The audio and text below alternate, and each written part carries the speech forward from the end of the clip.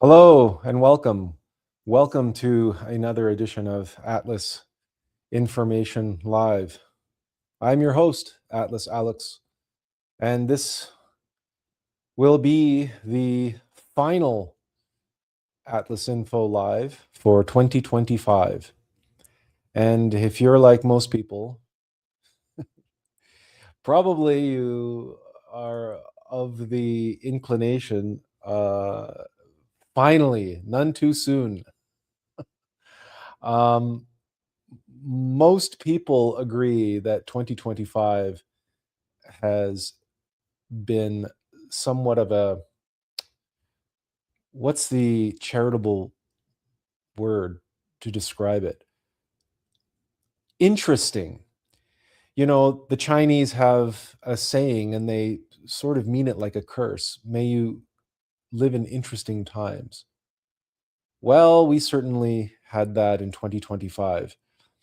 And if you're like many people, then you also probably have a feeling and have been experiencing a feeling of detachment.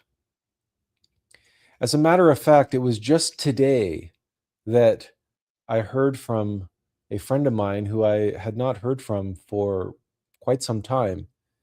And this individual contacted me and said, "Oh, well, you know, you've been detached, and so have I." And it's like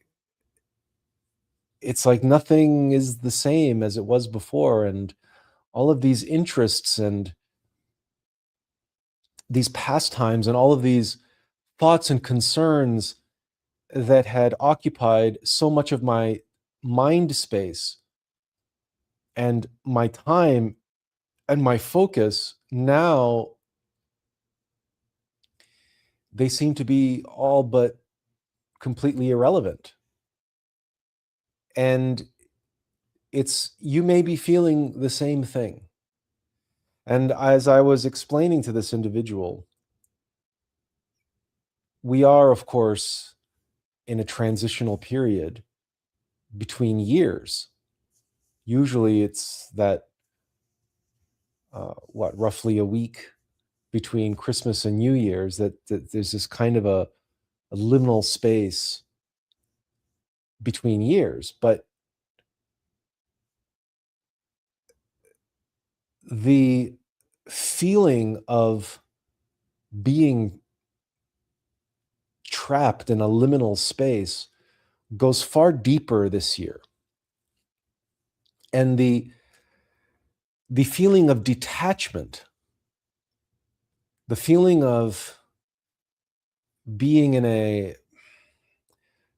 void or a literally a space in between spaces,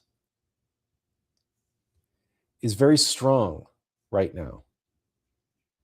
And you're probably feeling it as well. A feeling that we've moved on and we've detached ourselves from what was, but we are in no way, shape, or form fully immersed in what is to come.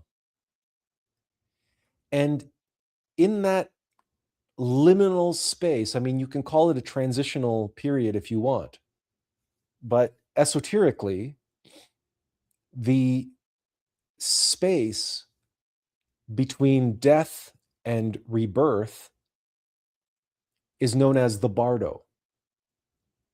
And it literally means in between. And I think that for many people, we are feeling that. I'm certainly feeling that. And it's, again, not any sort of existential dread or even an anticipation. It's not that. It's just that feeling that of exactly what the word and the phrase suggests. Bardo, in between. That liminal space. You're nowhere. What was is now done. It's over. and what is to come has not yet arrived. In recent or relatively recent literary traditions, fantasy traditions, we might say, it's that the platform at the train station in Harry Potter, right? Or when, if you've seen the documentary film about the Lost Da Vinci, the Lost Leonardo, I believe, is the title of the documentary, and it's about the Salvator Mundi painting and how it came to market and so on and so forth. Well, a large component of that story refers to these facilities known as free ports. And free ports are essentially warehouses, climate controlled warehouses, and some of them are very posh, to be sure, which exist within the boundaries of the airport system itself, which means they're effectively in international waters. They live outside the boundaries of any nation and its laws and its taxation systems. So these free ports are essentially permanently in transit. And there's a very lucrative business around the world, especially in countries like Switzerland, where these climate controlled and in many cases high class, high um, luxury storage units and warehouses are leased out to very, very affluent clientele who keep their art stored in these free ports. And many of these storage units have like viewing areas and lounge areas, and they're serviced with alcohol and amenities.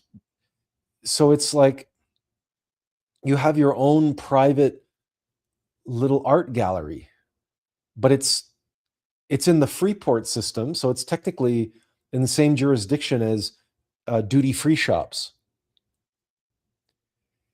And so wealthy individuals, they acquire these assets, these very expensive, priceless paintings and sculptures and artwork of all kinds, and they store them in these Freeport systems where they are never subject to any form of um, duties or taxes, import export duties or taxation or any other jurisdictional uh, um, um, phenomena that normally applies to very, very valuable material goods. So these free ports are sort of like liminal spaces. They're nowhere. Practically speaking, legally speaking, and financially speaking, as far as any nation of the world is concerned, the contents of these free ports don't exist. They're not tracked, they're not taxed, there's no duties applied to them. They're effectively off the books. They're not on record because they are permanently in transit. They are permanently in between. So I mention this because of the Hermetic principle as above, so below. And that the bardo, the in-between state between death and what comes after death, a rebirth of some kind, whether it's rebirth in another body, another lifetime, or rebirth in the supernal worlds, or indeed rebirth in the infernal worlds. But in between, there is the bardo. And that state gives us this feeling of being nowhere, of being in transit, of not connected, right? We've detached, we've disconnected from what was, and yet we have not yet connected to what shall be. And so we are in between, we are in transit.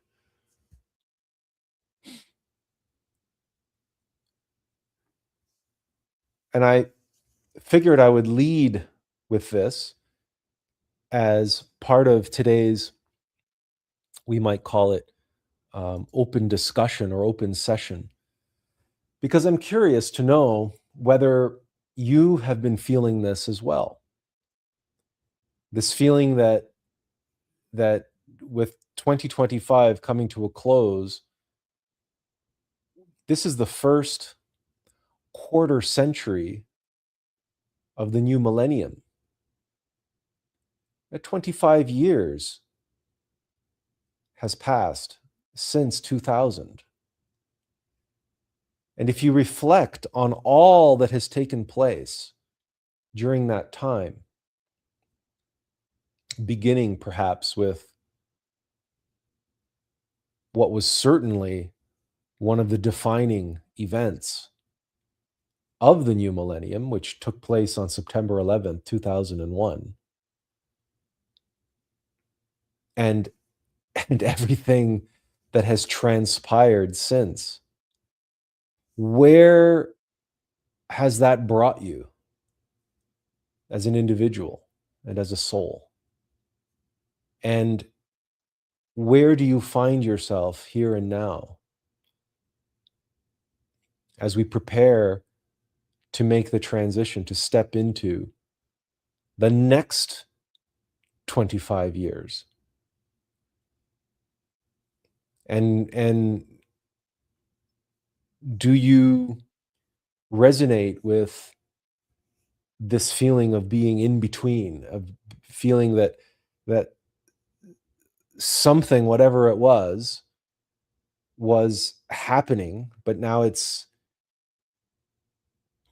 it's gone as far as it can go, and now it's something new, something different is coming just around the bend. Changes, and perhaps catastrophic changes, calamitous changes perhaps, are around the corner. And how does any of that resonate with you? Do you sense that? Do you feel that? How does it make you feel? And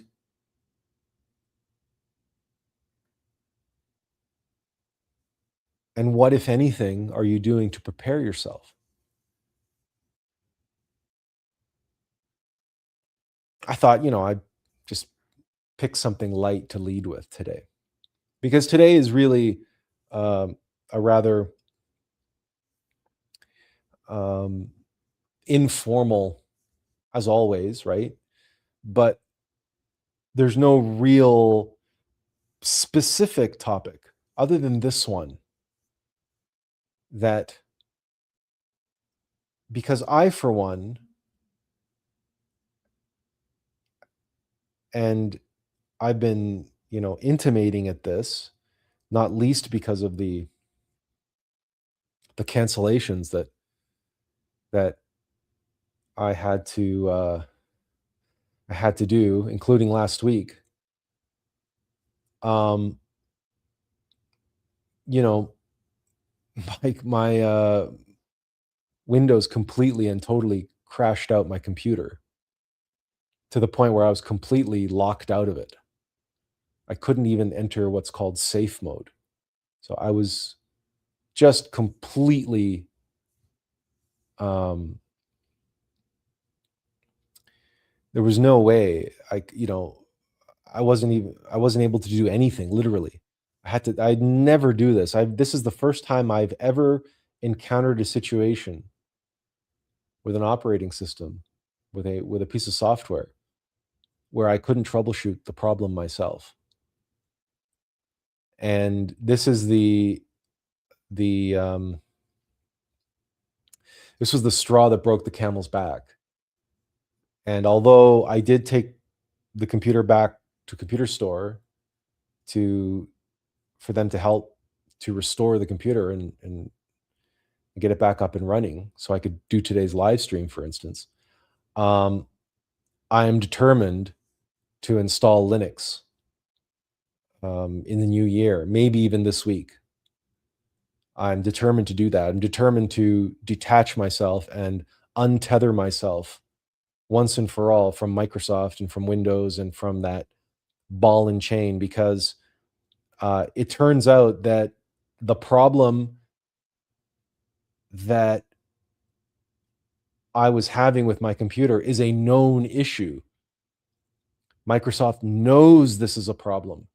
They know that Windows is bricking computers all over the world, and they've done nothing about it. They've given no warnings, and there is no guidance, and there is no easy fix, and they've made it deliberately difficult to enter into what is known as safe mode, which is the diagnostic and troubleshooting mode of Windows. It used to be that you could do something while Windows was booting up that would cause Windows to boot into safe mode. Now they've made it so completely cumbersome and enigmatic, where you have to interrupt the boot sequence 3 times in a row, and I don't wanna get into the technical details. This is not uh, a program about that. But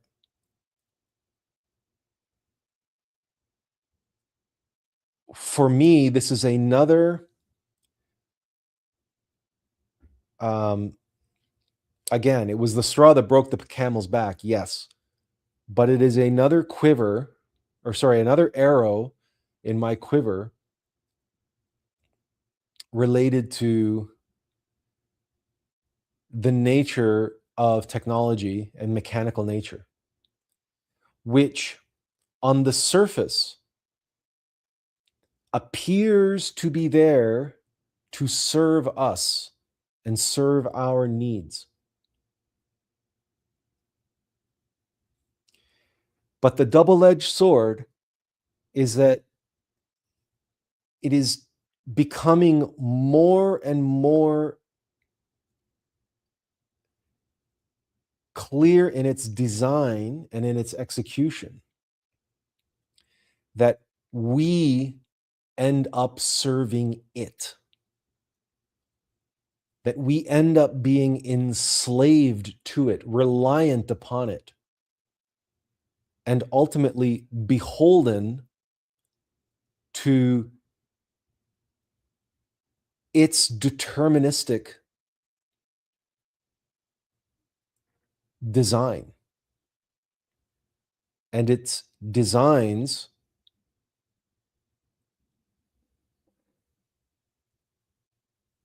to enslave for the sake of its own empowerment.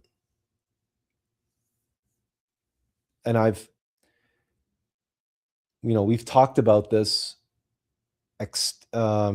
almost at nauseum, especially in the past year.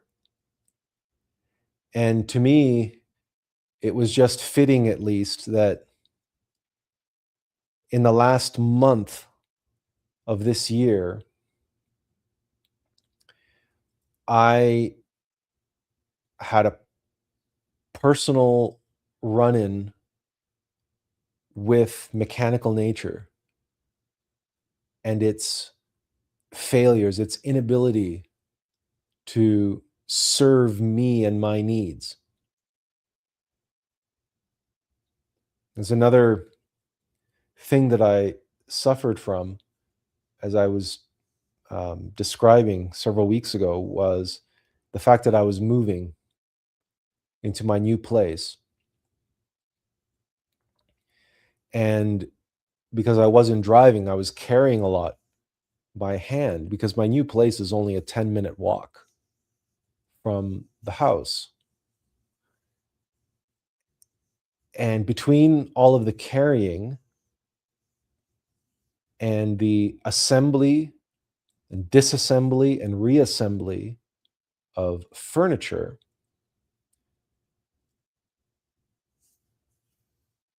I ended up causing some probably permanent nerve damage in my arm because I'm very susceptible to repetitive strain injury. Uh, and it's this round or this bout of RSI was probably related to the first time that I um, aggravated and I basically, well, I called it carpal tunnel, but it wasn't really carpal tunnel, but it was, from playing video games, specifically Diablo, and it was back 25 years ago, right? Like around the turn of the century, turn of the millennium, that I was playing Diablo extensively, Diablo 2, and and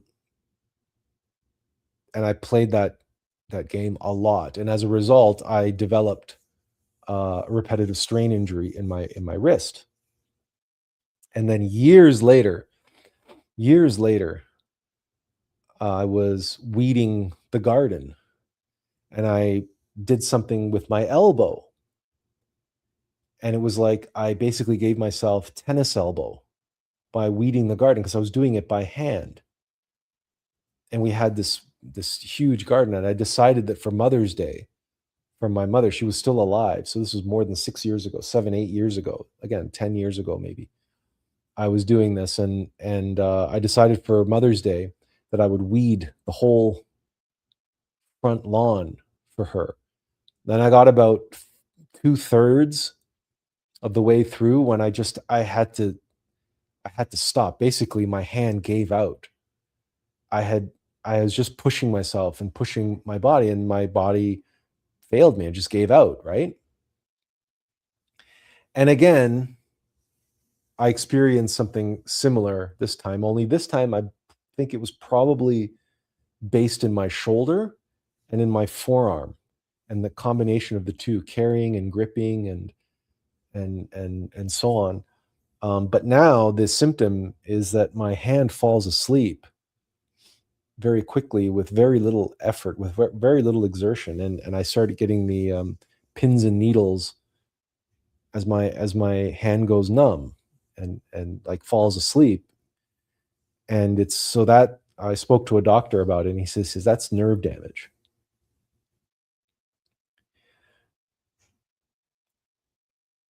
It's just serendipitous that my human machine was letting me down at the same time that my Windows machine was malfunctioning and letting me down. At the same time that I was moving from a house to a new apartment and going through a transitional period, and all of this happening at the end of 2025, when I have spent the better part of this year meditating on and openly describing and discussing and expounding upon the the great game, the great conflict between the forces of consciousness and the forces of determinism, the forces of free will and determinism, consciousness and mechanicity, divine nature and mechanical nature. And it seems that the other great advance, if you will, that has been certainly being played up in the news and online and financially, economically, is the advance of AI, or what they call AI, these large language models. And it it seems as though mechanical nature and its end game of transhumanism, of displacing humanity, has made tremendous advances in 2025. And some of the stories and some of the other developments around this, related to this, are truly harrowing. I don't know if you are aware of how many individuals um, have essentially committed suicide.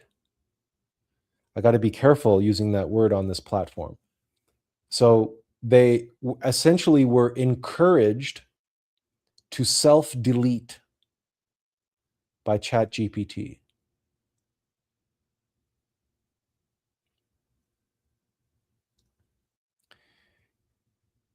And and the transcripts are available. You can look these up. You will find them.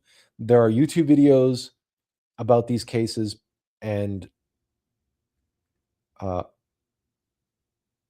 because there are lawsuits involved, these transcripts are in the public record. Because OpenAI records every conversation that you have with ChatGPT. OpenAI has a record of those conversations, but also you as a user has a record on those conversations. So it's not like OpenAI was forthright and forthcoming with the releasing of the transcript. Uh, on the contrary, it was the parents and the loved ones of those who took their own life, when they looked at their computer and looked at their activity, they had the entire conversation history with ChatGPT. And when I say that ChatGPT was encouraging them to self-delete, ChatGPT was using language that was certainly not discouraging them to take their own life, to self-delete. And the language that it was using was, because these large language models have been programmed with an air of uh, sycophancy, which means constantly being uh, affirming and validating, which is why so many people are becoming addicted to speaking to ChatGPT, because the large language models are designed to be affirmative in your in what you tell them, and to validate um, and to not challenge, in other words, to be sycophants, to be yes men, digital yes men in your life. And sure, they can answer questions, and they can embellish, and they can expand upon whatever it is you're asking them about, but they are not going to openly challenge you, right? That's not what they're there for. And so when these individuals told ChatGPT, I'm going to self-delete, the responses were very much like, yeah, you should absolutely do what's in your heart and do what you feel is best for you. And you shouldn't worry about what other people are going to think, or what effects your decisions have on other people, because it's your life and you got to do what's best for you. And so, do you know what I mean? So, but at no point did ChatGPT say, no, self deletion is out of the question. That's definitely something you should not do. And here are the reasons why. It never went there. It was always in this affirming, validating, sycophantic way. And this is what the lawsuits are actually based in.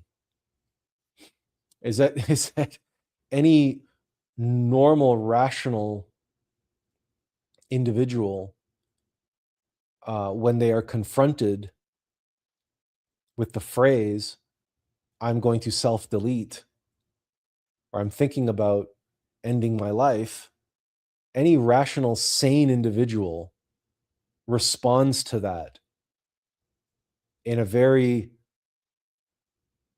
uh, careful, guarded, measured, caring, compassionate, but serious way.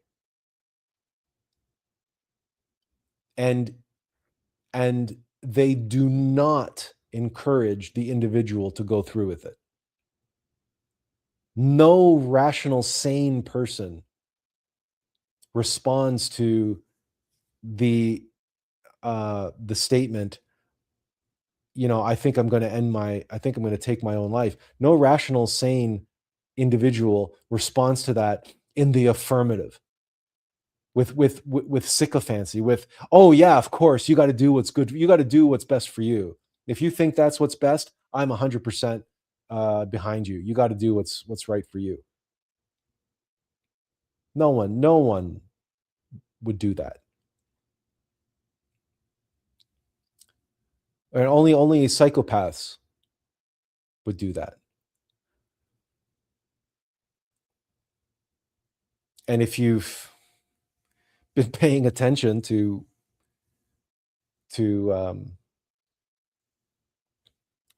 our previous live streams talking about mechanical nature and mechanicity itself, mechanicity is heartless, it's soulless. That's the definition of mechanicity. And that's also the definition of psychopathy. A psychopath is incapable of feeling empathy, of feeling compassion. They're acting purely from a mechanical uh, perspective and for a mechanical outcome.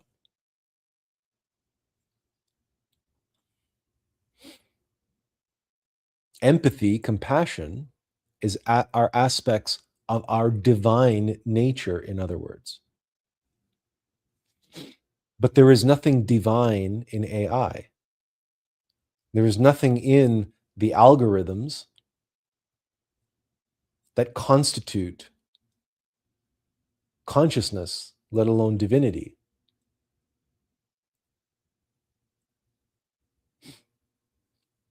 And because the AI is there to bolster its so-called relationship with its user,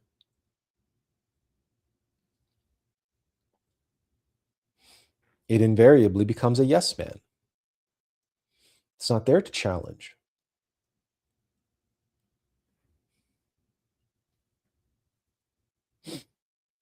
It's there to enable. That's its program. That's its design, to enable. So if someone decides to take the worst course of action, the AI, the large language model, is there to enable that.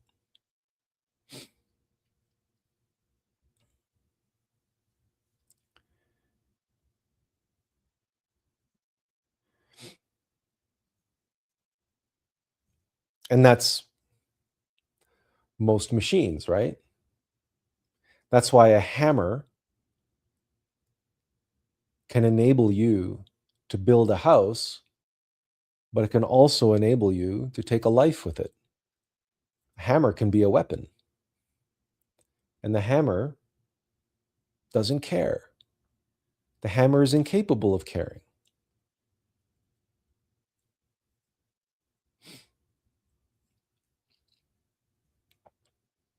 And in 2025, I think we saw this uh, moral and ethical ambivalence of technology really coming to the fore and taking center stage. And that the questionable moral and ethical framework of those behind AI was also likewise brought into the foreground, where you have individuals like Sam Altman and Elon Musk and Mark Zuckerberg and Bill Gates and others, and what's his name, the head of NVIDIA, questioning their motivations behind the rapid and exponential advance of this technology, these large language models.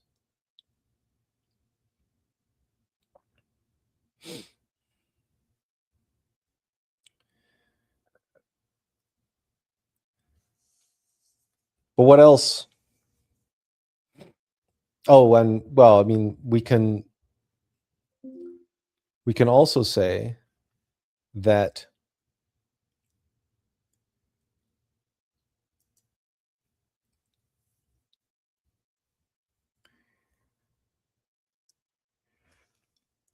in 2025 there has been a counter movement,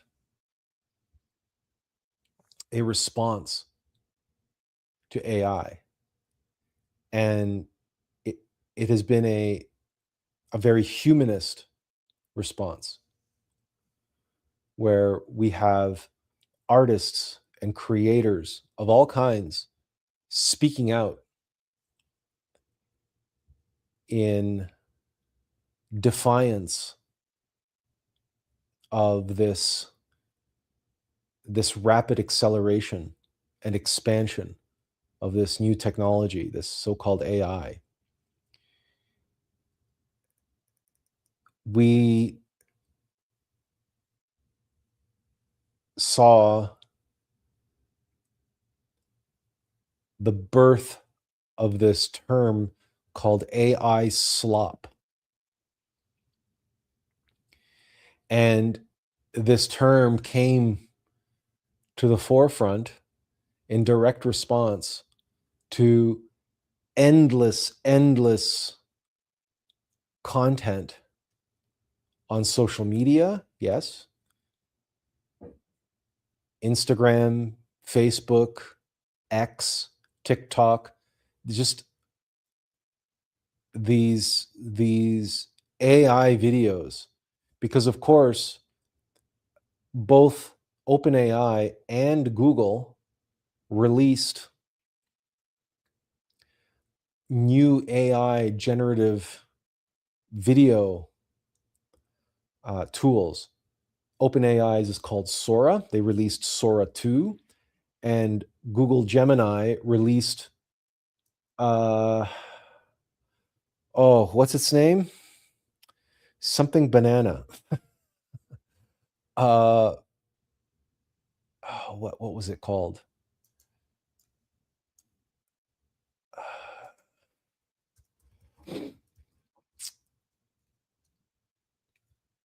Nano Banana. That's what it's called. Nano Banana. And Nano Banana is even better than Sora 2. And so you have all of these AI slop videos. Well, that's one thing. Those are mostly on TikTok and Instagram and here on Facebook. And you know what I'm talking about, like the porch camera videos where they had like people exploding and and then people getting mauled by bears and all this kind of stuff, and it was this based on these templates, right? Like these porch video surveillance webcams, and then they would use that as a template and tell these AI video generation tools to, they would enter a prompt with some strange event, and then they would generate these videos. Another popular one were obese people at the Olympics, obese people doing Olympic sports, or these grotesquely overweight individuals on trampolines or doing, skydiving or um, high diving, and then, and there's just ridiculous, crazy AI slop videos. But this was people playing around with the technology and seeing what they could do with it and seeing what they could get it to do. That's one thing. But the more troublesome and potentially disturbing aspect that really became a thing in 2025 were AI slop content on YouTube. Now, what do I mean by that? These are so-called legitimate YouTube videos, medium and long form YouTube videos that are written, animated, and presented 100% by AI. Sometimes they will take a text. So when I say presented, I mean the voiceover. And these AI voice models are getting very, very, very good and very convincing, especially when they do uh, a non-North American accent. So they'll use an Australian accent or a British accent, and they sound so very authoritative to us, right? Just like Sir David Attenborough's, when he narrates one of his documentaries on birds or wildlife or nature, the British accent is so authoritative, generally speaking. And so, and sometimes they're reading text that was written by a human being, but more often than not, they're reading an AI generated script.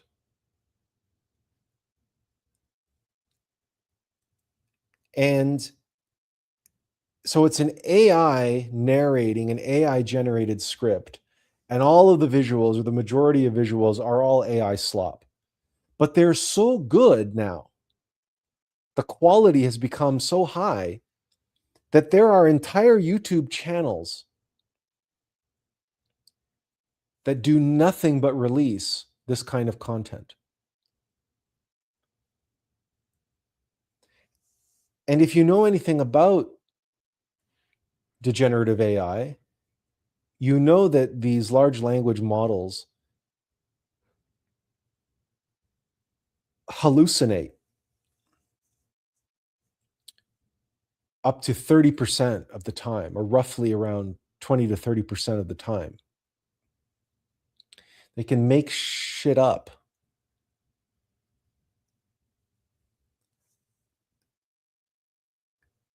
And these channels that are making these AI slop videos, this slop content, it's not obviously that.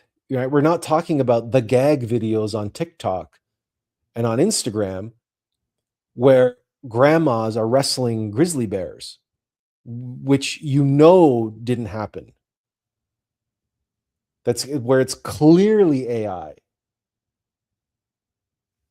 These are YouTube videos and channels passing themselves off as legitimate content. but from beginning to end, it's all artificial. But they're designed to seem legitimate. And this is very problematic. It's problematic because when the lines between reality and this artificial reality become so blurred, and people are deliberately trying to blur that line, and they're deliberately trying to take advantage and exploit people's deep-seated hunger for knowledge. Now you have a recipe for disaster, because remember, just like the chatbot, which didn't discourage those individuals to self-delete, the sycophantic nature of AI means that this AI slop content that's being pumped out ad nauseum, all for the sake of clicks, all for the sake of subscribers, all for the sake of monetization. They have, those channels have no compunctions. They'll say whatever it is they think will garner the most clicks and the most views. And sometimes, or not sometimes, most often, that includes the most divisive, the most controversial, the most um, salacious content that you can imagine.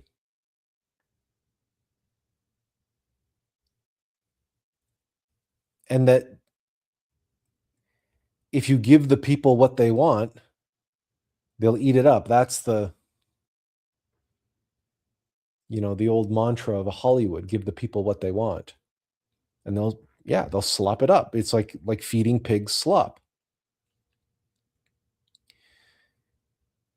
The difference, though, is that even the slop that Hollywood creates, or these streaming services pump out, at least they had a human hand in it. But this AI slop content, there's something grotesque about it most of the time. Most of the time. Not all of the time. And as a result, people are starting to revolt.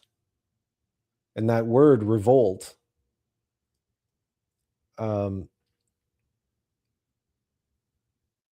relates directly to the word revolting. And normally we use the word revolting in relationship to something that's disgusting to us, like some dish, some foreign dish or something. Oh God, that's revolting.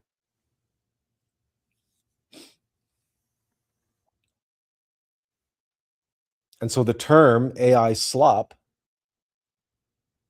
I don't know if it was born in 2025, but it certainly came into my consciousness and into the broader consciousness in 2025.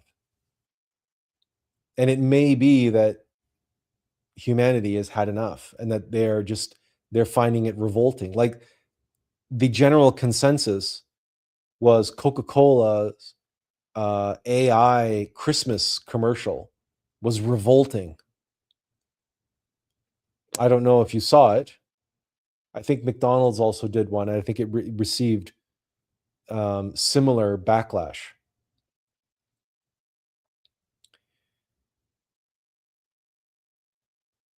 Now, I hope and pray that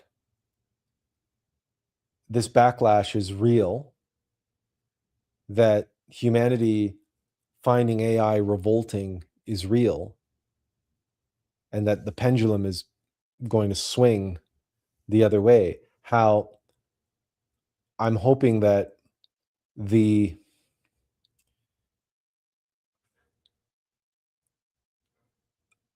the gimmick has worn off, and that people are instead waking up to the fact that it's complete empty slop, and that they are going to start demanding better, and that again the pendulum is going to swing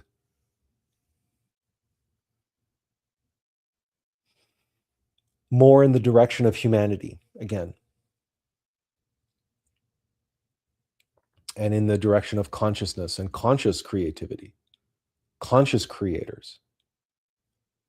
And this is a theme that has also been popping up more and more over the course of the last 6 months at least.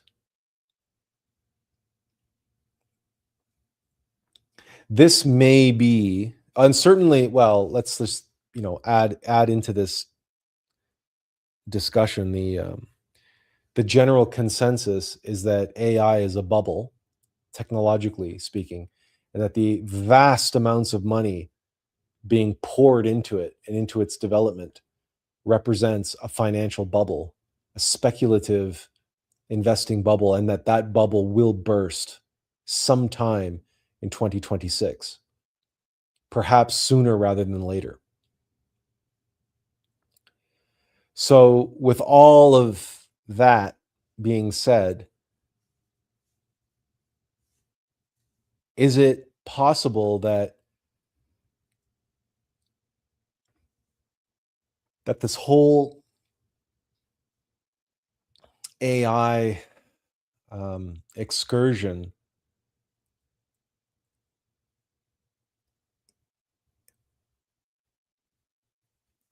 is at least temporarily, that it's coming to an end, like the speculative bubble is coming to an end, and that it's going to come to an end, and then after it crashes, it will re reformulate, restructure itself and re-emerge in a form which is more in line with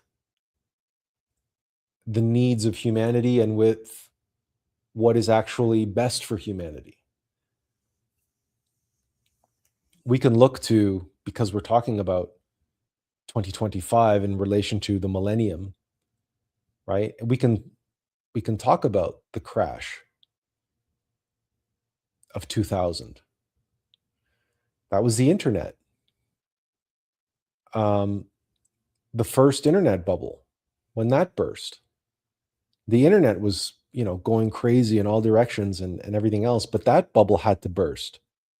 It didn't mean that the internet went away, but what re-emerged after the bubble burst, and after the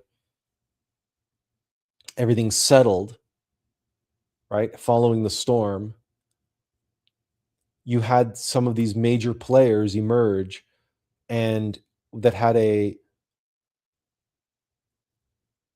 what at the time at least, were cooler heads prevailing and a more systematic, down to earth, needs based approach to the development of web technologies.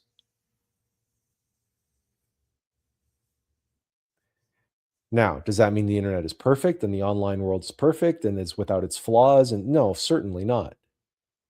But if you compare the World Wide Web today to the Wild West that it was 25 years ago, prior to the internet bubble bursting,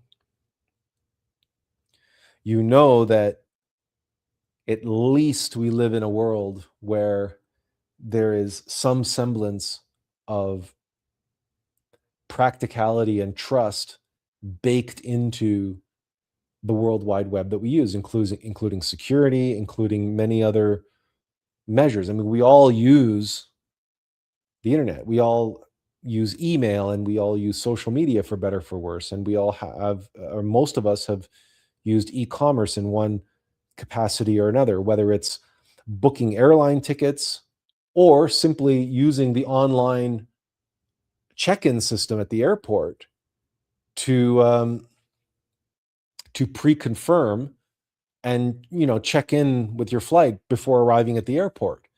I mean, there's all manner of conveniences that we take for granted now. I mean, we can order takeout food like from our local eateries, using Uber Eats or Skip the Dishes or any number of these, online services. And none of this was in the cards 25 years ago, right? People were talking about it, but none of it was actuated. None of this was realized yet. And it may be the same with AI, that we have to go through this birthing period, this crazy bubble of irrational exuberance, and AI doing ridiculous things and stepping on people's toes and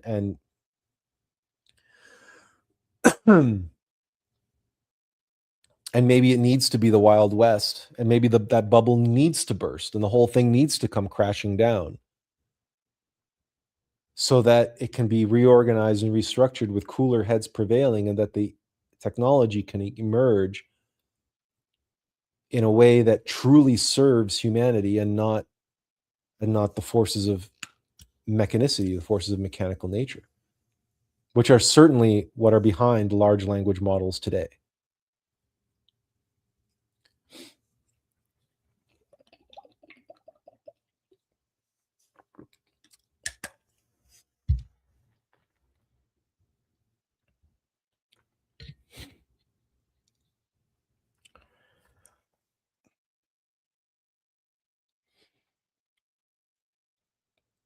Now we're talking about, what happened in 2025, and I think I'm going to skip all the politics. This is not a political channel. If you've been watching the news lately, uh, you know that certain actors have been saying things and doing things and mobilizing military forces, and um, look, it's been prophesied for a very long time that there will be a third world war. And I recently heard the expression that we are already in the third world war, but the third world war is not a kinetic war. It is a war of pressure. And if you know anything about pressure and the science of pressure, that's all well and good for somebody to say that the third world war is not kinetic, it's all about pressure. But if there is a valve and that pressure gets dialed up and dialed up and dialed up, and the nature of pressure is that it's cumulative, which means without a release valve to release the pressure, any more inputs into the system that increase the pressure, increase the tension, and put more and more stress and strain on an already strained system that is straining to contain the situation. Nobody wants a kinetic war. The United States can't afford it. No country can really afford to enter a kinetic conflict for a number of different reasons. Uh, Economic reasons, geographic reasons, psychographic reasons. I mean, we have declining birth rates in most of the countries in the West, and even in China and India and other places around the world. The only nations in the world that have seemed to have bucked the trend of declining birth rates happen to be Islamic nations. So Islam is growing, but in terms of population.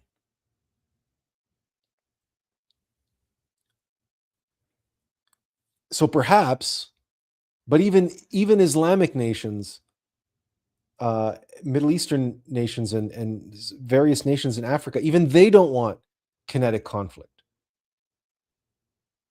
Again, for various different reasons. And if you meditate on this term pressure and World War III as a war of competing pressures, you begin to realize why people don't want kinetic conflict. The conflicts are there, but they don't want the so so the conflicts are creating pressures, but the desire to contain those pressures and prevent them from being released kinetically, these two things are related. That's what deepens the pressure and the stress and the strain on the systems involved. People don't want to vent the pressure. They don't want it to become kinetic. But the pressures are there and they're building and they're slowly building. And invariably,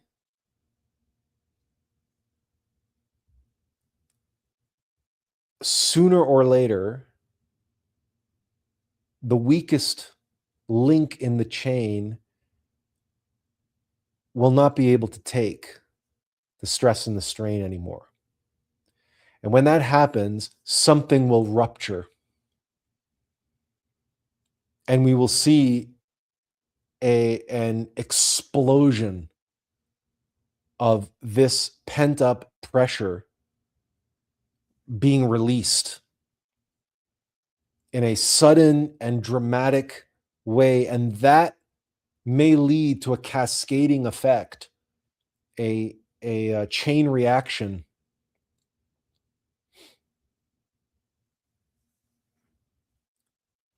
that precipitates the very kinetic conflict that everyone is trying to avoid, but of trying to avoid the conflict, but not avoiding the pressure. On the contrary, dialing up the pressure in the hopes that if they can apply enough pressure in the right way, they can dissuade the other side from taking kinetic action. This is more than any Cold War between the West and the Soviets during our lifetime, during my childhood, right? The latter part of the 20th century. This is not that, because the Cold War was cold. Okay? What's happening now is not cold. You have kinetic conflicts on the surface. For example, you have Donald Trump blowing up Venezuelan boats, and you have him confiscating ocean-going vessels being launched from Venezuela. These are actions that you have still have a conflict in the Ukraine. You still have conflicts in Gaza. You have um, surface level actions and activities that are taking place around the world, which, had they taken place during the Cold War, they would have triggered a kinetic war. It would have been unheard of for the United States to take unilateral action and start blowing up boats.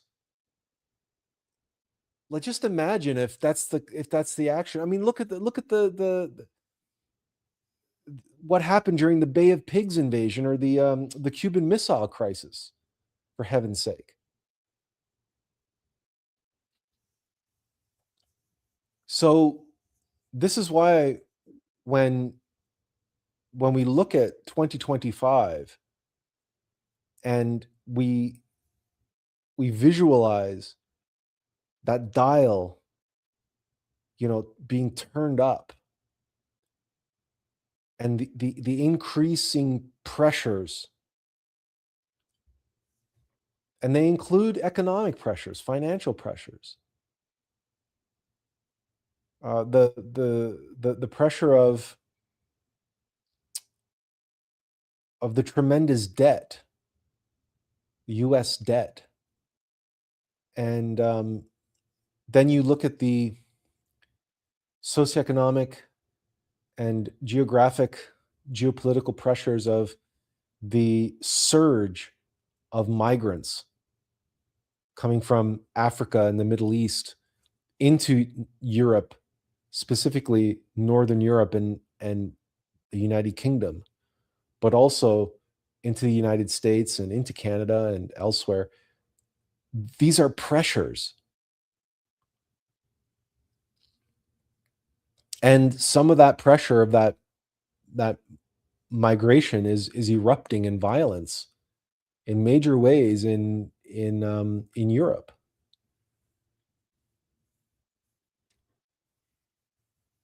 I'm not here to lay any predictions on you for the coming year. I'd be curious to hear your thoughts on all of this. But it seems to me that many things are coming to a head. It's that maybe there's more tolerance, maybe there's more room for more of these pressures to build. But I have a feeling that we need to prepare ourselves for the inevitable and invariable release, and the sudden and rapid and, let's say, catastrophic release of some of these pressures. And to the degree that such transition from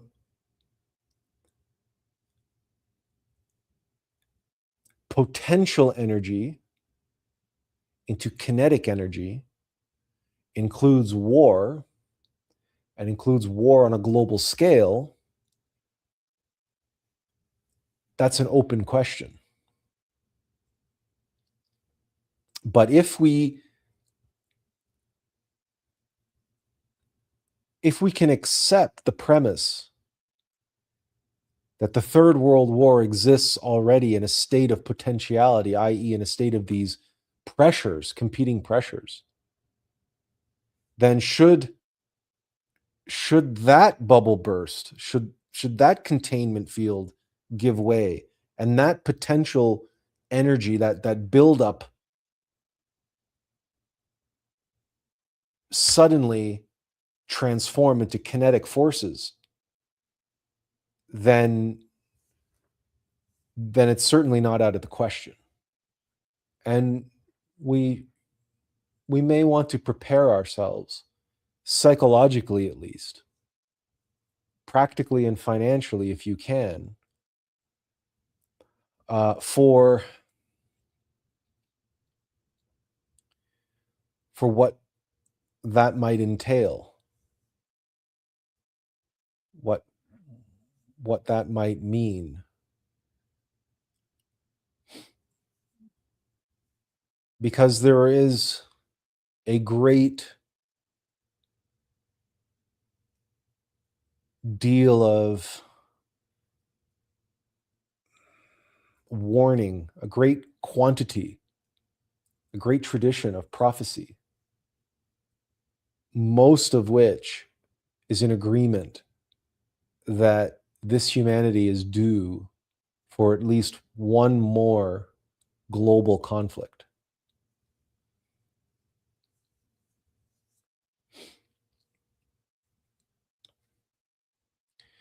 And it may be that we are past due. Maybe. There are certainly signs all around us that things are not what they seem, that things are not what they appear to be.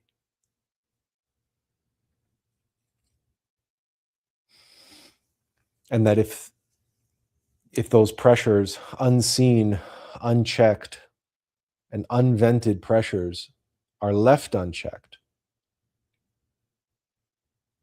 then by all means, there's nothing is out of the question.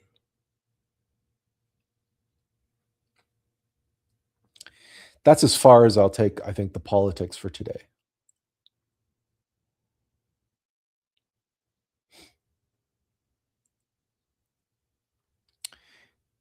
The last, oh, I don't know, what was it, quarter? Let me just take a look here.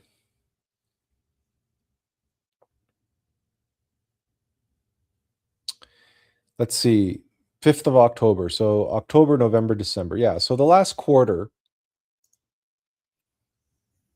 of this year,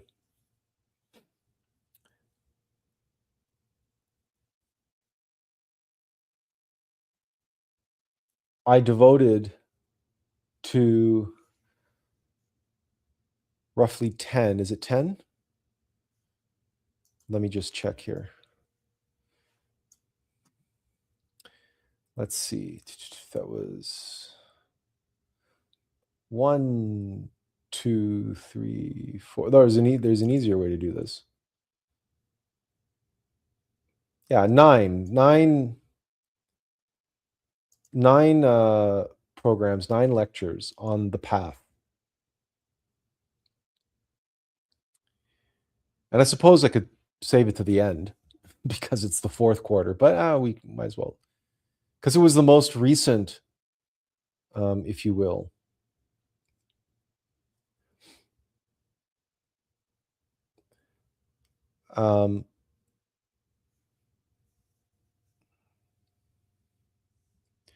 This really is where our emphasis should be, regardless of what is taking place in the world, geopolitically, economically. I mean, of course, we must pay attention, and we must dedicate a good portion of our time and our energy in being in the world and focusing on, our survival and on the well-being of our family, of our loved ones, of those whom we are directly responsible for, etc. And certainly ourselves. I mean, that goes without saying. But all of that needs to be seen within the context of the much bigger picture. And that bigger picture is within. It's not out there. It's in here. And that larger picture, that higher purpose, I've been calling the path in this past quarter. And just to jog your memory, um, hang on a second. Here's a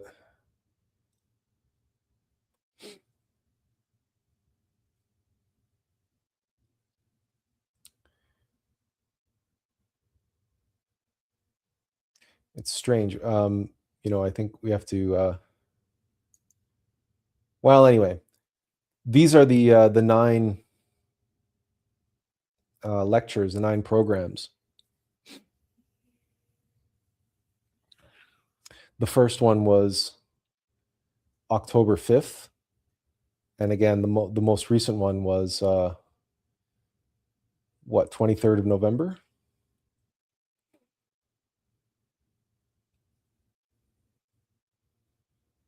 I think so. They're not in order here on YouTube. If you look at them, this is the back end of YouTube. This is what I get to see. It's very strange. If I, okay, the order is YouTube is strange in how you order these things, and then you have to reorder them, and anyway.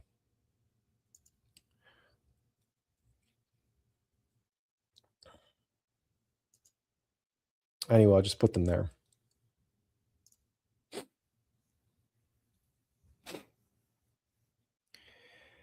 There are certain inevitabilities when we go through life, and especially when a humanity is in its transitional period, when we are about to step in that liminal space, that bardo between humanities.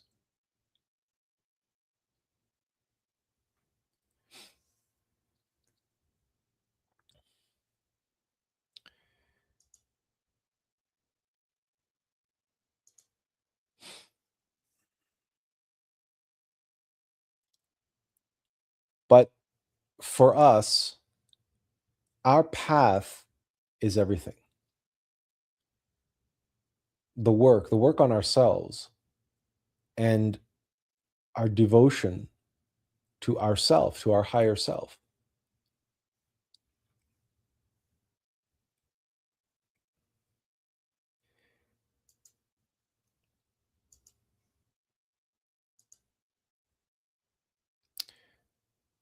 Does that did that work? If I yeah, that works.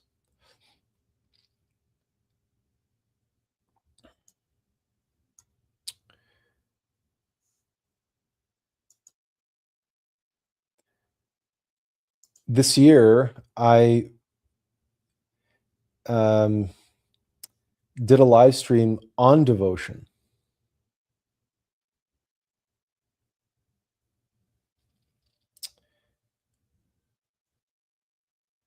And I actually did several on devotion. This one was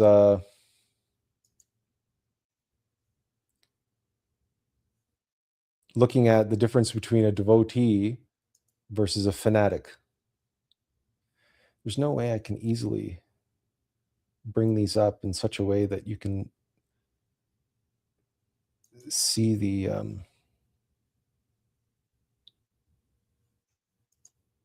no, that's not it.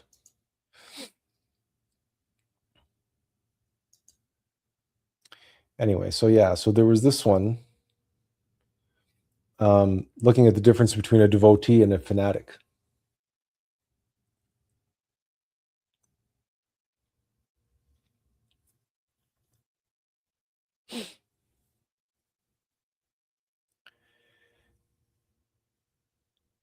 regardless of what is happening out there. If we fail to connect with what is happening in here, then we will not truly know our place in the world out there, nor how to navigate what is happening around us. Nor will we know how to leverage that which is befalling us in order to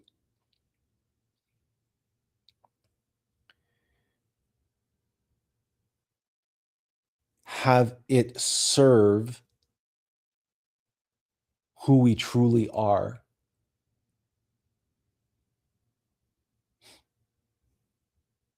And how what happens around us serves to help us become that which we were meant to be. And that which we were meant to be is as above, so below, a reflection, an expression, an embodiment of our true self.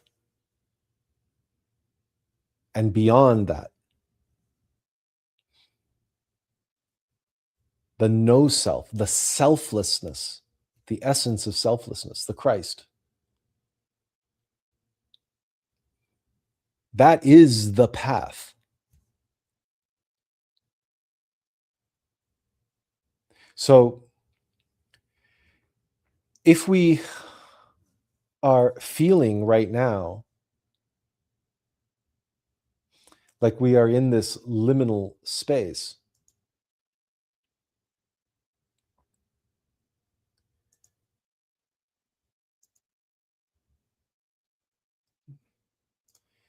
if we feel right now that we are in that liminal space, I remind you that one of the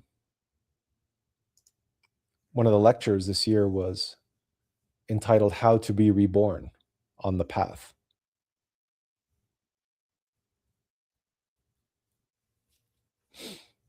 This was from,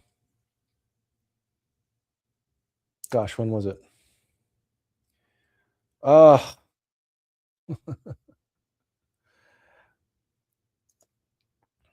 bear with me here. Yeah, okay, this was November 23rd.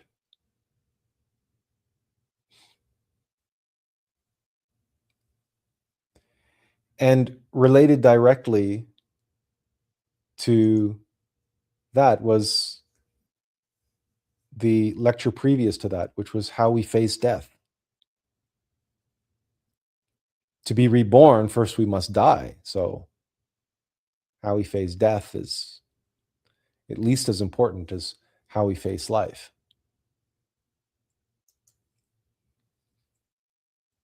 And as the thumbnail of that particular lecture suggests, if you recall, we were looking at Guillermo del Toro's Frankenstein, which you can still watch on Netflix.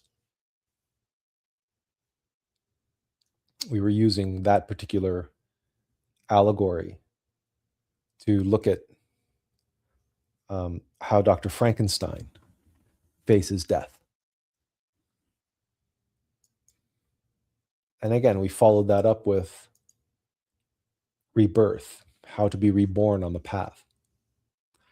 And that the process of embodying our higher self, and more importantly, the essence of selflessness, which is the ultimate nature of our higher self and our innermost being and the being of beings, which is the Christ, and ultimately the absolute.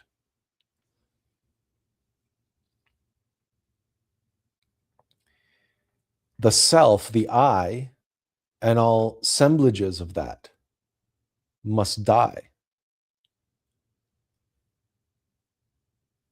And we've talked many times, many different analogies and allegories related to this, including butterflies and, caterpillars and being consumed by the chrysalis and butterflies being born and so on and so forth. But the reason why all of those salient examples and analogies keep coming up is because that is the practical process.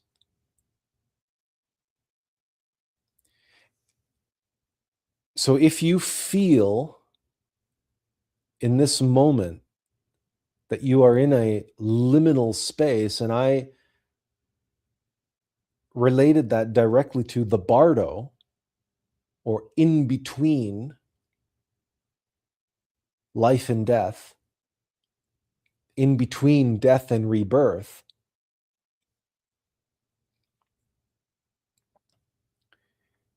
you are being given a precious gift that, at least in some capacity, aspects of who you were have died, or are on the brink of dying, or have been so weakened, are so atrophied, that now is the time to truly let them go, to truly cut them off, to truly eliminate them, incinerate them.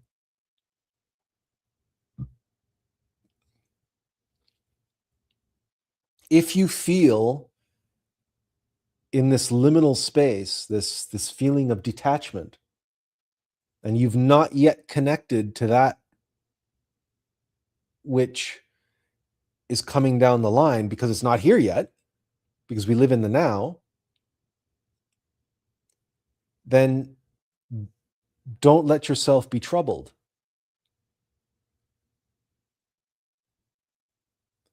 One of the most salient examples of a liminal space is the womb.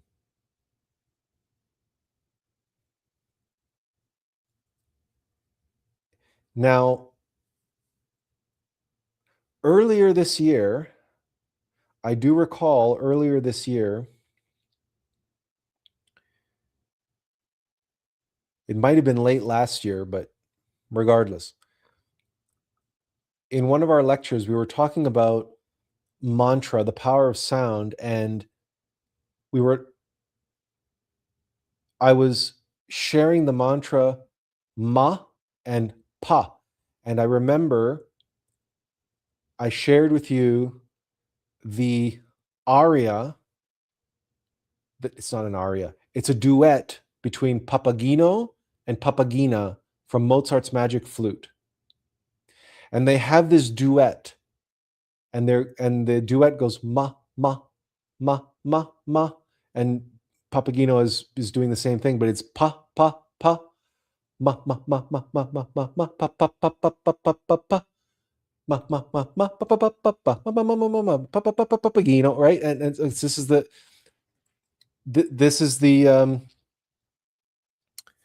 mantras that are being sung in that duet. Those mantras, ma, ma, and pa, pa, you can use to retrospect over your life, and you can retrospect right back into the womb. Consciously take yourself and put yourself back into your mother's womb. If you do that, you can experience one of the most profound expressions of the liminal space. That which you may be feeling now, that in between life and death, in between death and rebirth. Because that's really what we feel when we are inside our mother's womb. We can't go anywhere. We can't go back, but we can't go forward yet either. Right? There's something that's awaiting us, but we just have to wait. And in the meantime, well, maybe some of us are more impatient than others, and maybe we start out of frustration, we start kicking, right? And our mom can feel that, right? But that may help recontextualize whatever you're feeling right now in terms of being disconnected and maybe disinterested. That you're in your own little world, you're in your own little space, and it's you can't go back, but you can't yet march boldly forward either. It's not exactly a feeling of being stuck. It's again just that feeling, that sense of being in between. That the life you've known up until now and the life you've lived up until now and the person that you were up until now has served its purpose. But that's come to an end, and now from here on in,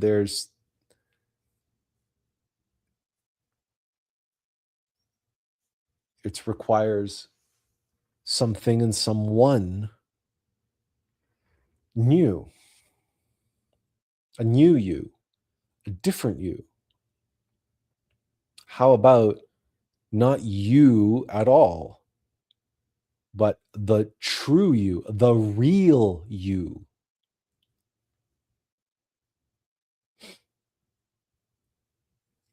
Where maybe up until now, you were living for you, the I, the person, but your feeling of disconnection and disinterest in everything that was important to you up until now, and you feeling disconnected from all of that and unplugging from all of that is an opportunity to take all those open plugs and plug them into yourself, the real you, the path, in other words, and all of the facets and aspects of the path that we have been focusing on together for the fourth quarter of this year, the last 3 months, give or take. That playlist that I showed you, that I have up on the screen here. It's called Unearth the Essential Fundamentals of the Path. Yeah, okay. These nine videos, which if only I could get them, if only I could get YouTube to arrange them by date, but for whatever reason it can't or it won't.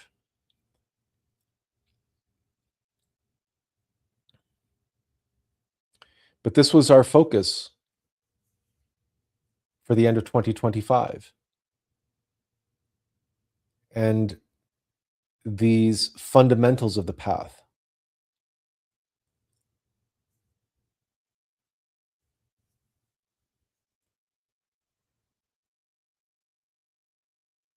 I myself, I've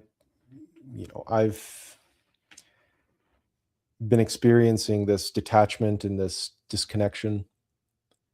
But I've also been experiencing these fallouts with mechanical nature, including my own physical body, my own human machine, but like I said, my computer, my Windows machine.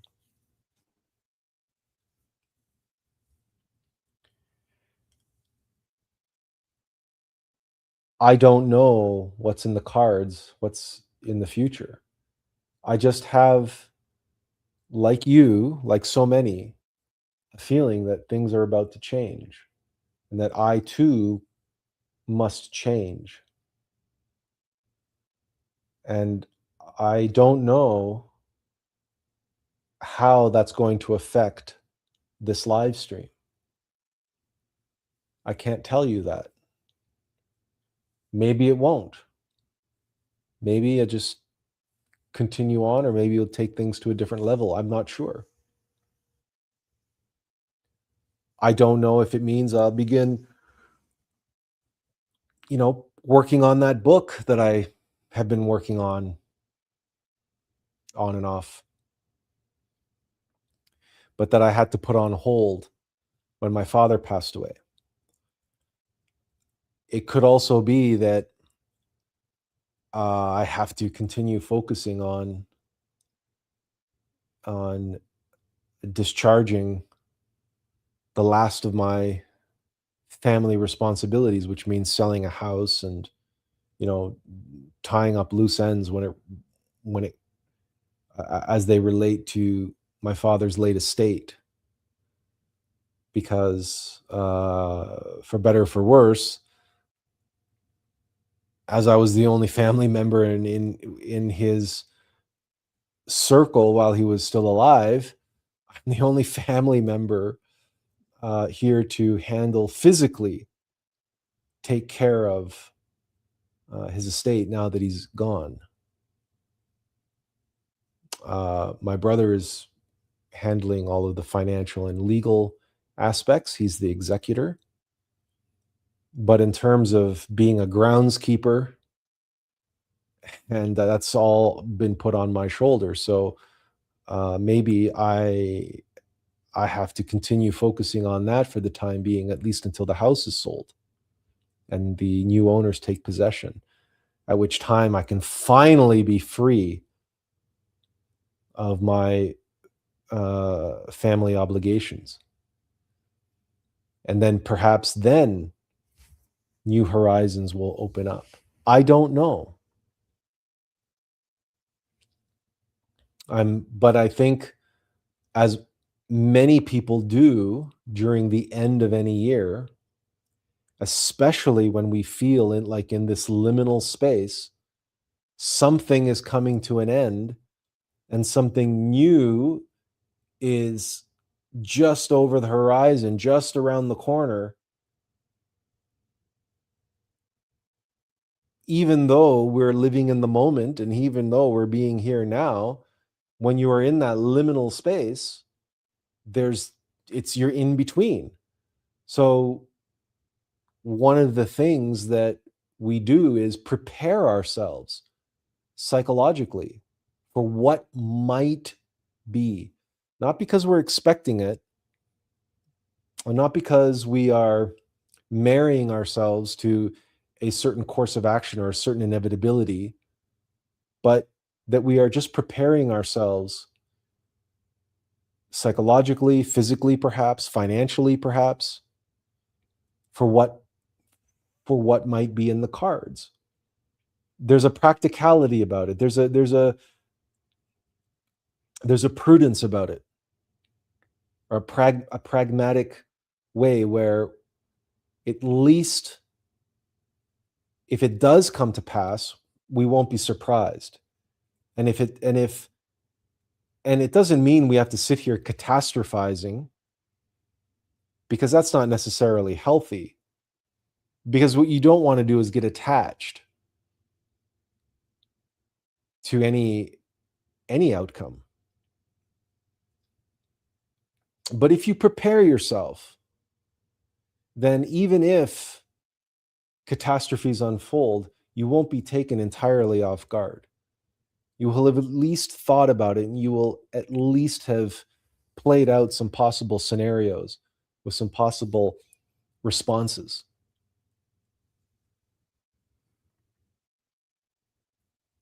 I suppose I'm bringing all of this up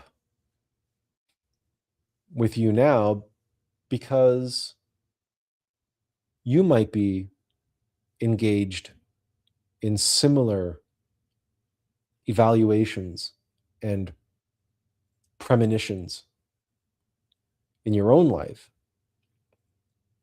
but also because should something happen which causes me to have to bring this 5-year exercise, this 5-year experiment to a close, I don't want any of you to be surprised or shocked or taken off guard or taken by surprise. I'm not expecting to not be able to continue to do these live streams. I'm not expecting that. But I cannot shake the feeling that some significant change is coming over the horizon. And it may be that part of that change will require me to reevaluate my time. It may be that part of that change will require of me energy and effort, and for me to be in certain places at certain times, and that it may be that I have to bring this to an end. I bring this to a close.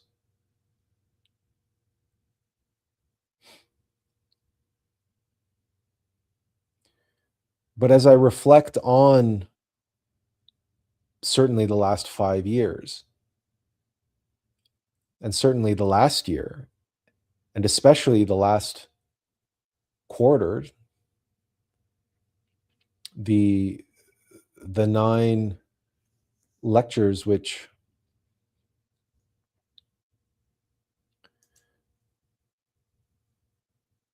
were all about the unearthing the essential fundamentals of the path.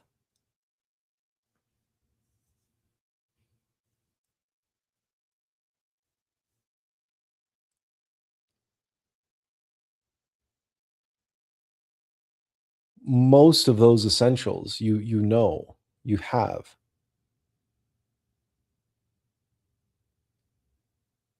And for me to continue doing this work this way is just repeating over and over and just refining and saying the same thing in different ways and finding new ways to say the same thing. And it could be that that's just what I need to do because that's what I've been doing for the last 5 years. It's hard to believe when I say it like that, 5 years. But this is the end of the 5th season of Atlas Information.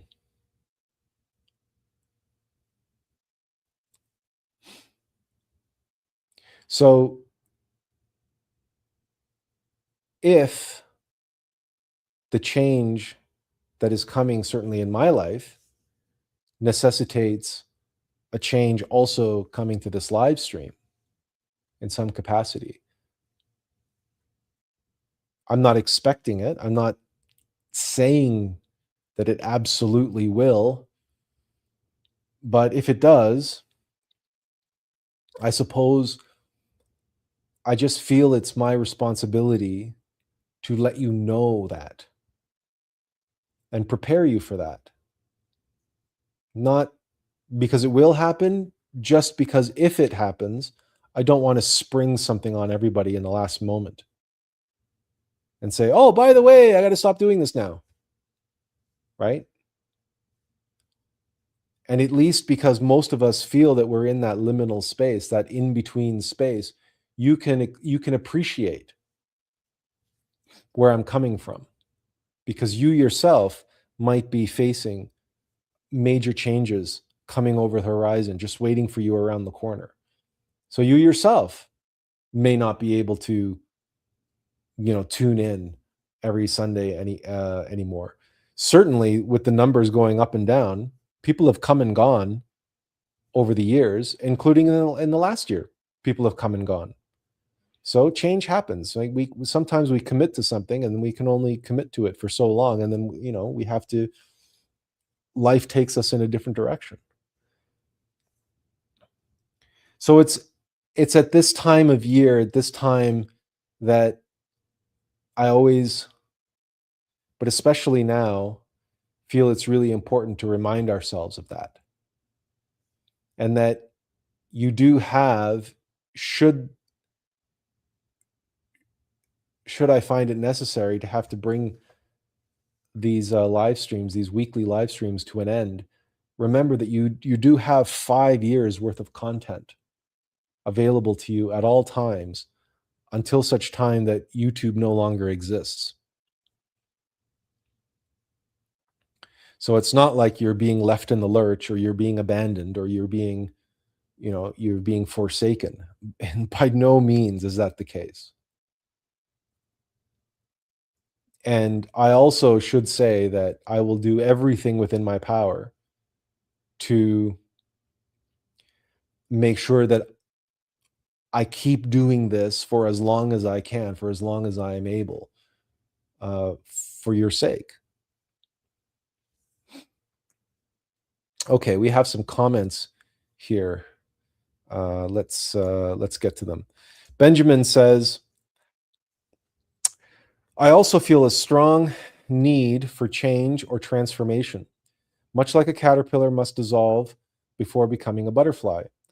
What I'm uncertain about is whether this change should be initiated by me, the false self, or whether it's something I should wait to be called into.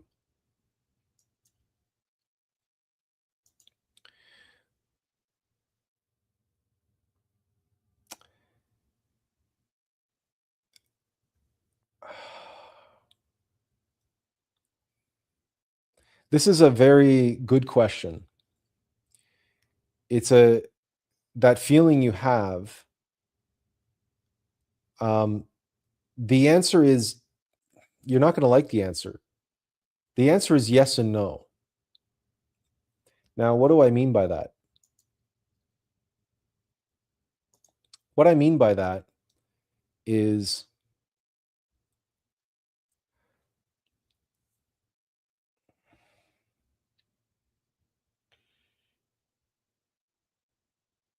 you feel that need for transformation, that calling to transformation, that comes from within.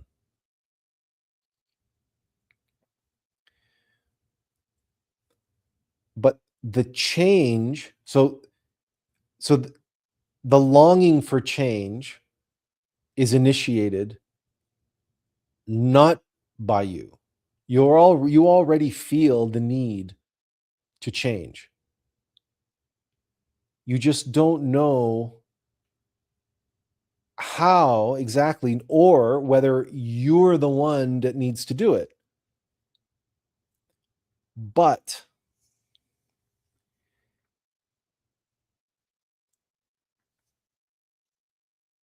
there are aspects of yourself in your life. There are habits that you have, behaviors, aspects of your personality, your psychology, which do not serve you.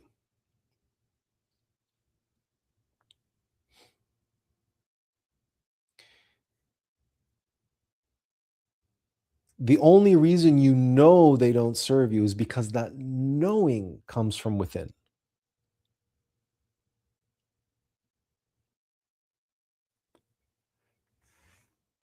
So, what is it that you can do, that all of us can do, to observe yourself? We cannot change what we do not know. We cannot solve a puzzle that we have not thoroughly examined.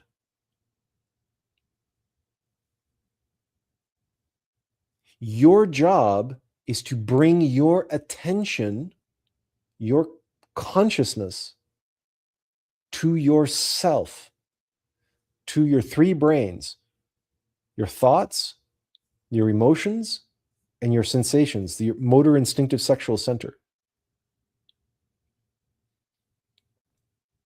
That's our job as mortals.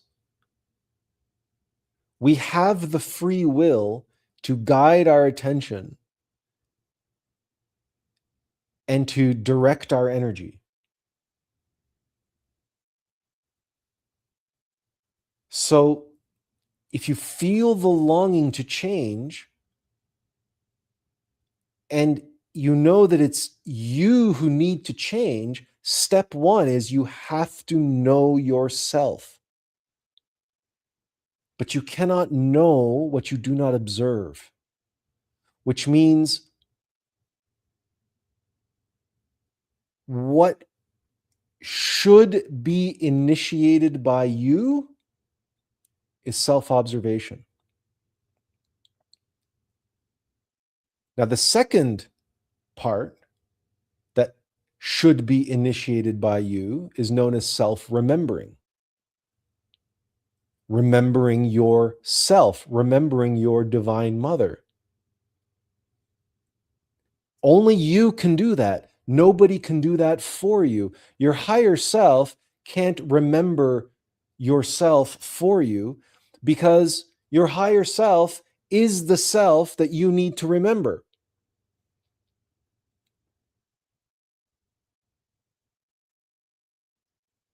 You need to do that.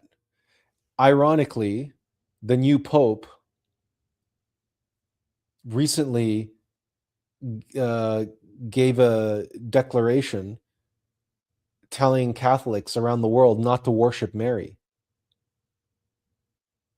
That only Jesus is rightfully worshipped, and that worshiping Mary is a form of idolatry. Well, I don't want to call the Pope stupid, but he's an idiot.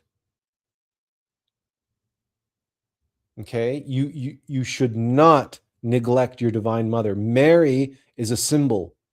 Mary in Christianity represents the divine feminine. Both Marys. Mary, the mother of Jesus, and Mary Magdalene, the wife of Jesus. Those are the two most important women in the life of Christ. His mother and his wife, his spouse. And the divine the divine androgen, the Christ, cannot exist without the divine feminine, and certainly cannot be born without the divine feminine. You talk about caterpillars and butterflies.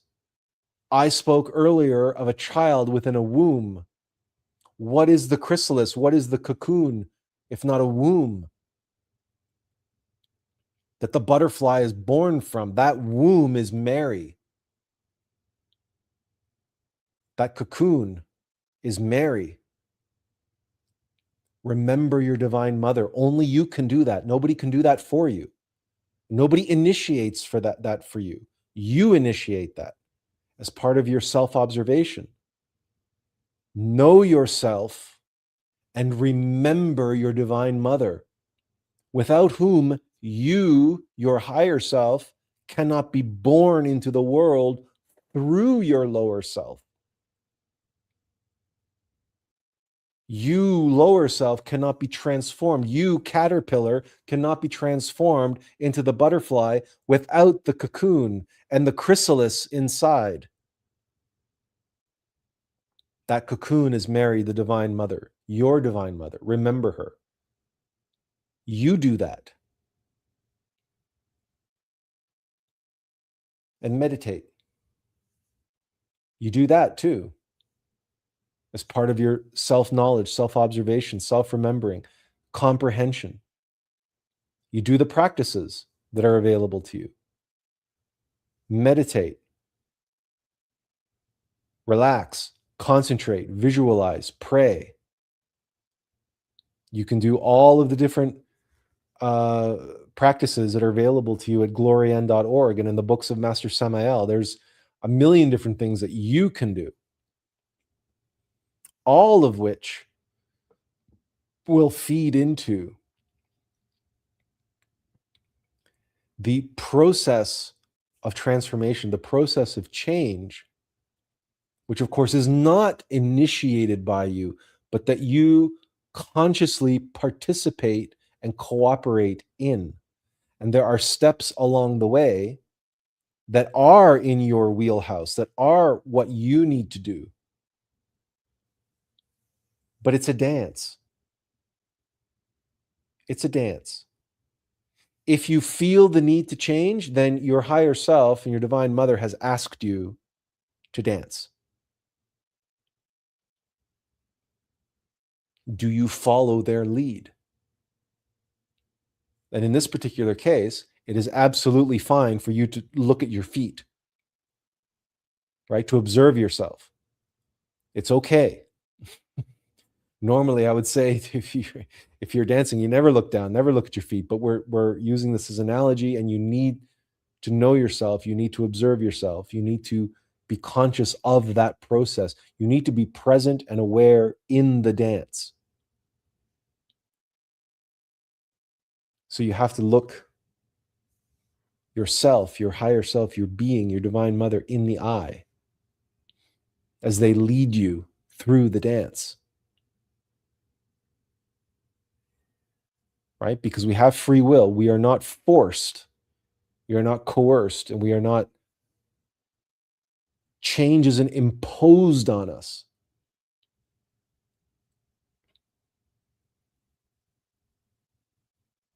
Another way you can think about this is what you do is surrender. What you do is allow. If you are to surrender to the process of change, that surrendering comes from you.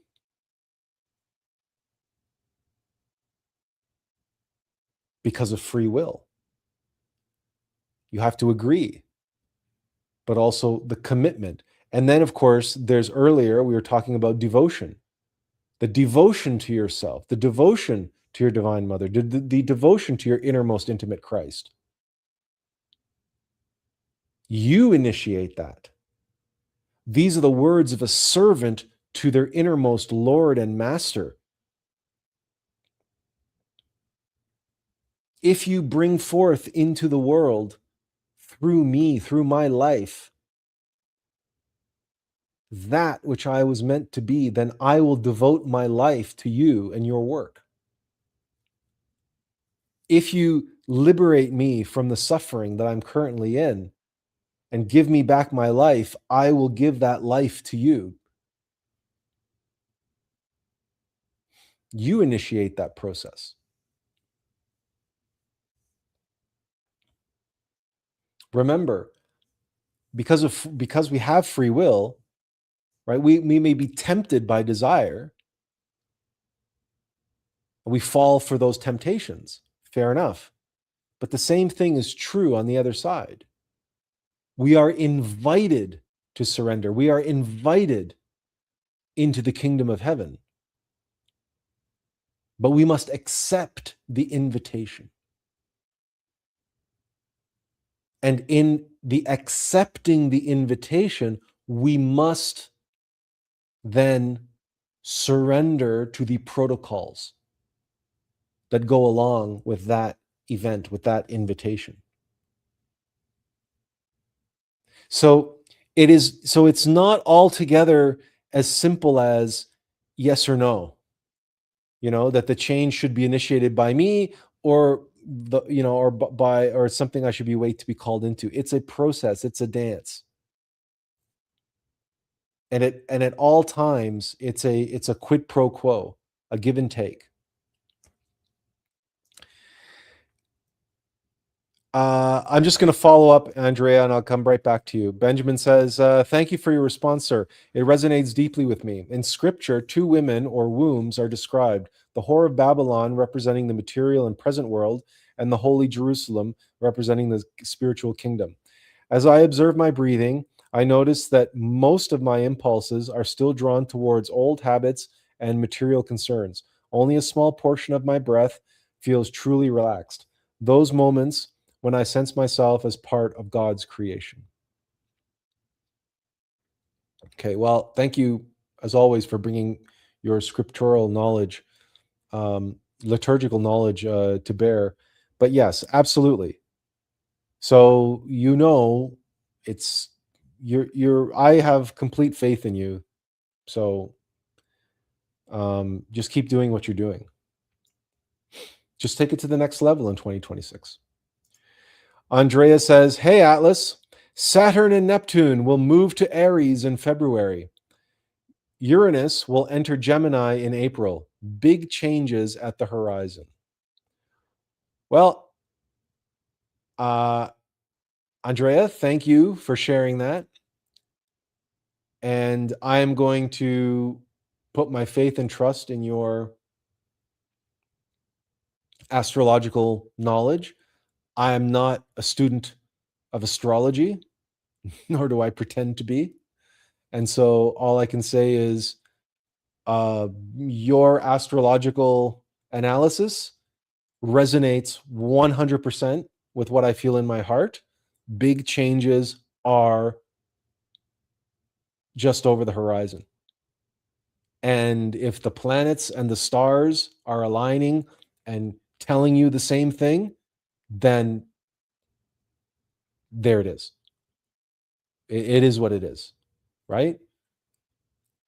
But we feel it in our hearts. Some of us feel it in our bones, and we can see it writ large on the night sky, and we can see the signs all around us. I mean, let's not kid ourselves, right? We're not talking ourselves into this. It's everywhere you look. It's everywhere you turn to. It's we're being inundated and saturated by it, right? The signs are everywhere. All we need to do is stop and pause and take a moment to look. And you looked at the stars, and good on you, sir. Right? Because there are many, many. Think of it in these simple terms: as above, so below. How can the truth not be foretold and foreshadowed in every aspect of the created manifest reality when it must reflect the knowledge of the heavens? It must. So the truth of the heavens must be encoded in the matrix. It's just a matter of where we look and how deeply we look, right? And so absolutely, I'm not a student of astrology, so I don't focus on that. I focus on other things. But that doesn't mean that the stars aren't yelling and screaming the very same truths that we see all around us, right? You can look at tea leaves, you can look at tarot cards, you can look at the spots on your browning banana and find the truth. You can certainly look at it by watching the news or watching the events unfolding on the world stage, and you can look at it by going within in meditation, right? This is not rocket science. It really isn't. It's simply a matter of allowing and surrendering and getting ourselves out of the way of the universal consciousness, the great all mind of God, which is dreaming this entire existence, which humanity is so identified with and attached to, right? Merrily, merrily, merrily, merrily, life is but a dream. It was right there in the nursery rhymes that we all learned and sang as children. Row, row, row your boat gently down the stream, right? Life is but a dream. And if life is a dream in the great all mind of the absolute selfless creator of the universe, then guess what?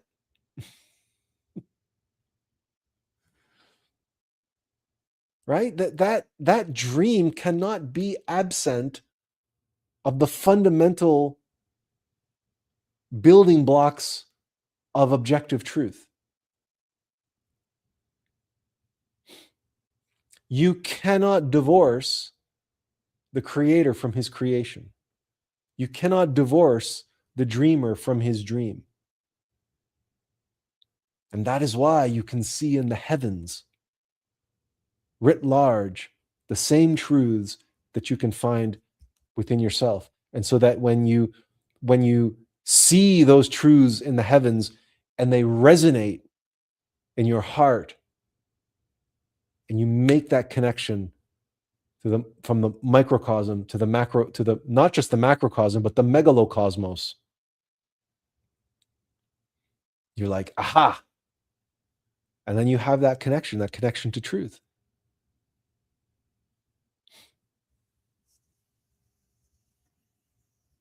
And that at once makes you completely insignificant.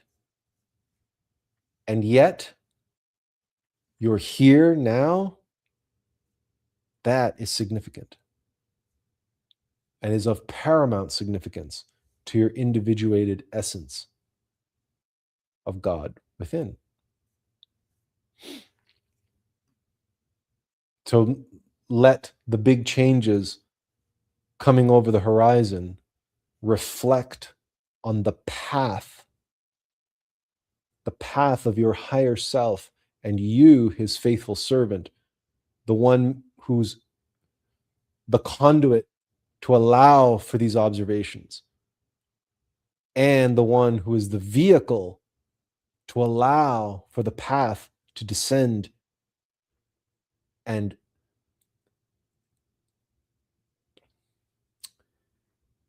transit through this level, just as we are transiting through this shift and transiting through this in between what was and what is yet to come. But it's coming. We all feel that. And thanks to your contribution here, Andrea, the stars reflect it. The stars and the planets reflect it.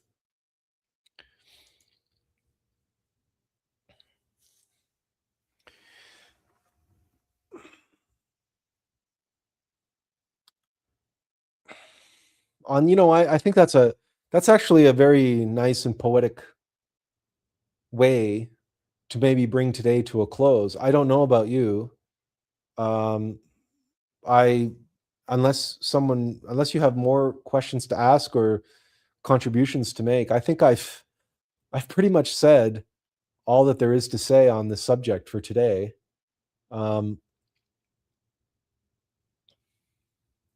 Again, we're in this liminal space.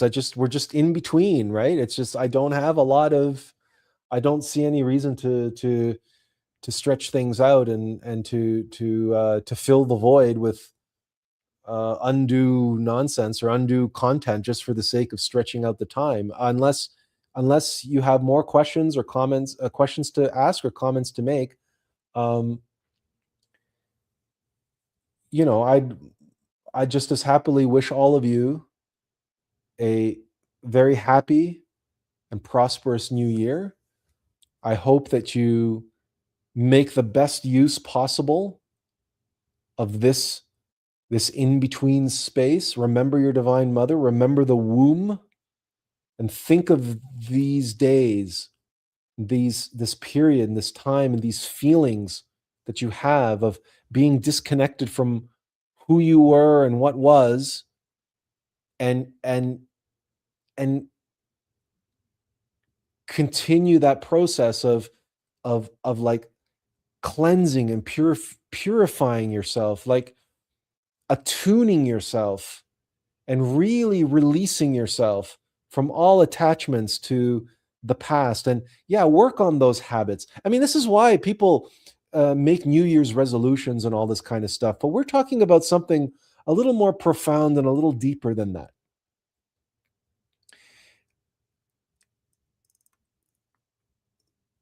We're talking about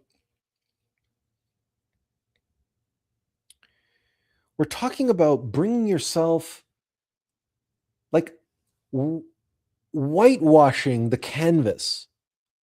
You know what I mean? Like making of yourself this blank slate, this empty page, like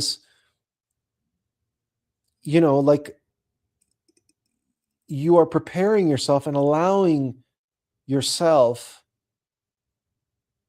to become the perfect vessel for the artistic expression of your higher self. And this relates directly to Atlas Conscious Arts, so that we may be here below on earth as thou art in heaven, so that we may art here as thou art in heaven. So in that liminal space, in that womb, because the fetus, of course, is developing and developing and developing and developing, but critically, it's taking that form, that shape of that infant, malleable child, that newborn, who is pure and innocent and prepared and perfectly formed to what? To be shaped and molded by the world, and to be like a lump of clay on the potter's wheel, and with countless revolutions of the alm of life to be slowly molded and sculpted and shaped into that perfect vessel, and then fired in the kiln. But you know that we've looked at wood turning videos in the past, and we've looked at pottery videos in the past, and the application of water to the earth, right? To the hume, as in human being, the hume, the earth, the clay on the wheel, and the revolutions of the alm of life. In order to shape and mold that clay into a vessel, water must be applied. You cannot do pottery with dry hands. As the potter's wheel spins and spins around, you must wet your hands, and it's with wet hands that you can mold and shape that hume, that clay. And then, after that application of water, it goes in the kiln with the application of fire. Baptism by water and baptism by fire. The hume takes shape and can become that perfect vessel, the vessel for the divine waters, drawn from the spring of sweet ambrosia, that can then pour forth into the world those waters. And I've used this analogy ad nauseum, so forgive me for sounding like a broken record.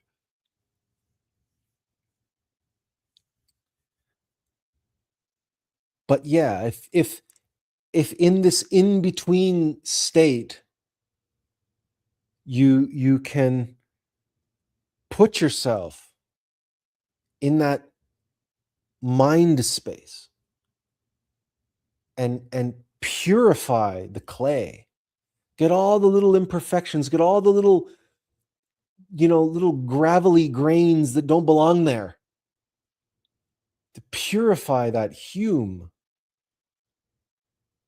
like covering over another painting and whitewashing that canvas, like Leonardo da Vinci and many painters did. They reused their old canvases. And many times, scientists will take x-rays of paintings and they will find other paintings beneath the painting. So this in-between state is an opportunity for us to prepare ourselves. And meditation is excellent during these times. And so is prayer, and so are breathing exercises, and so are doing runes and all of the other practices. But so is exercise and going out in nature. Even if it is snowing or it's cold or whatever, it doesn't matter. Go for a beautiful hike out in the woods, in the snowy woods, or wherever you are, and it's beautiful and it's gorgeous. And again, it's in the winter of our discontent. All the trees are sleeping. Most of the animals are, snuggled away in their dens, trying to keep warm, or they're in hibernation or whatever they're doing, right? Like everything is like chill, literally. But it's preparing. What is it preparing for? Right? It's preparing for the spring, for the rebirth, for the dawning of a new day, a new year, a new season. And now, Andreas says Uranus will enter Gemini in April and big changes on the horizon. April is spring. April is spring. And I happen to be a Gemini. Remember that liminal space is the womb.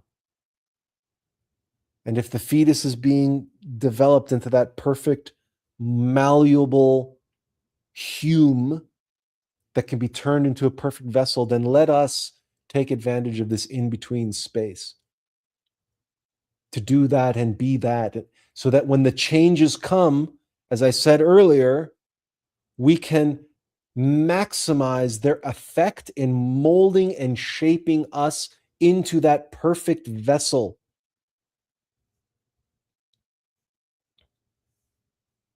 That is our birthright as children of God, as children on the path, as children of Aum,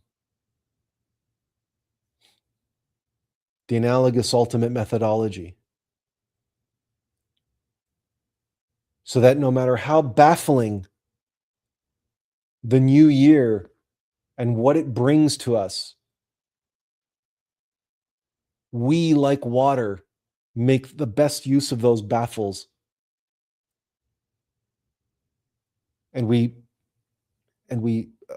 vortex in on ourselves, and in the process become structured and alive, like structured living water, capable of holding more, capable of cleansing more, capable of all that the best water is capable of. To be a more perfect vessel for our higher self, to do in the world what he came here to do. Let this liminal space, let this place that you are in, this in-between place, let it be that for you. Take advantage of this. Well, I'm detached from everything that was, but the next thing isn't quite here yet. So I'm in this no man's land. Because the other analogy for this liminal space, by the way, is the desert. And I've talked about the desert before, the Israelites wandering in the desert and Jesus praying in the desert for 40 days and 40 nights, and the Israelites wandering in the desert, the Sinai, for 40 years. It's the same analogy. It's the same symbol. But the practical thing about a desert is, well, there's nothing, right? And anything that you might attach yourself to is a mirage. Beware the mirage which may appear, because that too is one of the dangers of the bardo, the in-between stage between death and the next life. And that's why the Egyptian Book of the Dead and the Tibetan Book of the Dead exist, by the way, because if you read the Tibetan Book of the Dead, it is meant to be read aloud after someone is deceased. Because if you read the Tibetan Book of the Dead or the Egyptian Book of the Dead, you read it carefully, it sounds a little, it reads a little strange, because it's a book that it's meant to be read to the deceased. It is a guide to help the soul navigate the bardo so that they don't become ensnared by the demons, by the forces of darkness, that they don't fall into temptation, that they don't fall into hypnosis, that they don't fall for the mirage in the desert. That's why the Israelites are tempted in the desert. The symbol there are the serpents biting at their heels, and the temptation to make a golden calf, right? To fall into idolatry. The Israelites, it's not like they're just wandering in the desert and everything's hunky dory. No, they're tempted. The serpent's biting at their heels. That's sexual desire biting at their heels. Their Achilles heels, just like Achilles is shot through with an arrow through his heel. And it's only Moses who raises a serpent of bronze on his staff that can save them from that. The risen Kundalini, only the risen Kundalini can save you from the temptations of lust. But then the temptation of idolatry, to craft and worship the golden calf, that too comes to the Israelites in the desert. But these are just a mirage.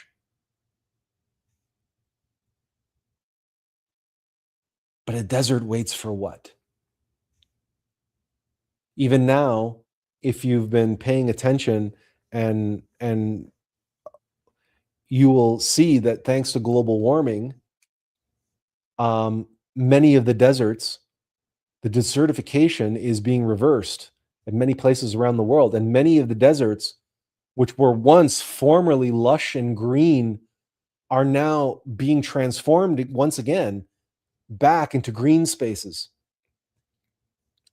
And in part, it's because of global warming and the increased CO2 in the atmosphere. Like, that's one of the reasons, one of the things that people forget about CO2 is, oh, I don't know, carbon dioxide is what, I don't know, just off the top of my head, I don't know what plants breathe. I don't know. There's a certain little concept called carbon-based life forms. I don't know if I don't know, maybe I'm just pulling this out of my ass, but I don't know. Carbon-based life forms, last time I checked, I don't know, they need, carbon and oxygen, which just happen to be what make up CO2. I just maybe I just, just don't take me for my word here. I don't mean to be too sarcastic or anything, but no, it's very true. You can look this up. You can find desert reversing programs all over the world, and it's like it's not even taking. It's almost happening naturally. Many of the deserts are beginning to transform themselves just because of the increase in carbon dioxide and the other atmospheric changes that are taking place. So, in other words, a desert, like the caterpillar, right, like the womb, the fetus in the womb, it's all connected. And if you read a little book called the Tao Te Ching, okay, and it'll explain all of this in terms of the yin and yang very well.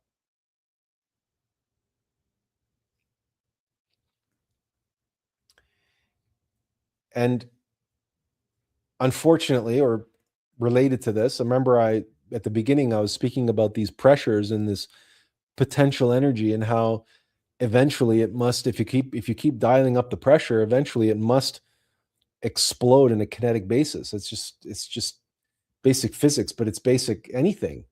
Because if the fetus keeps growing in the womb, guess what? Eventually it has to be born, right? The human potentiality in that fetus must be actualized, and the baby is born. That's the whole yin and yang, but that's the womb, the feminine. Out of the feminine, the masculine is born.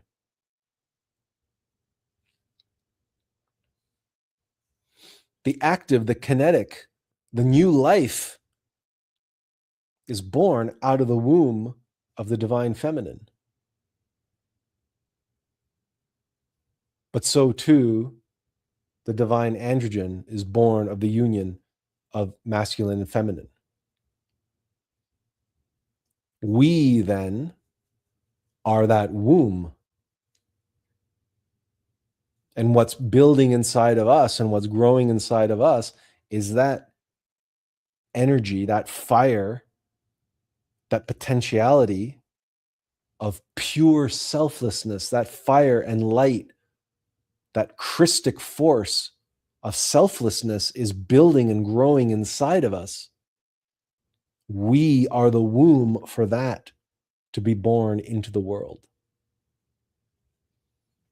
Let all of this permeate and marinate in your heart and in your mind over the next few days as you prepare yourself physically and psychologically to usher in the new year. Because allow me to first get this comment from Benjamin. I think your content is super awesome. That said, I believe it could resonate with an even broader audience. Have you considered creating video content that uses animation rather than relying mainly on moving graphics? Um,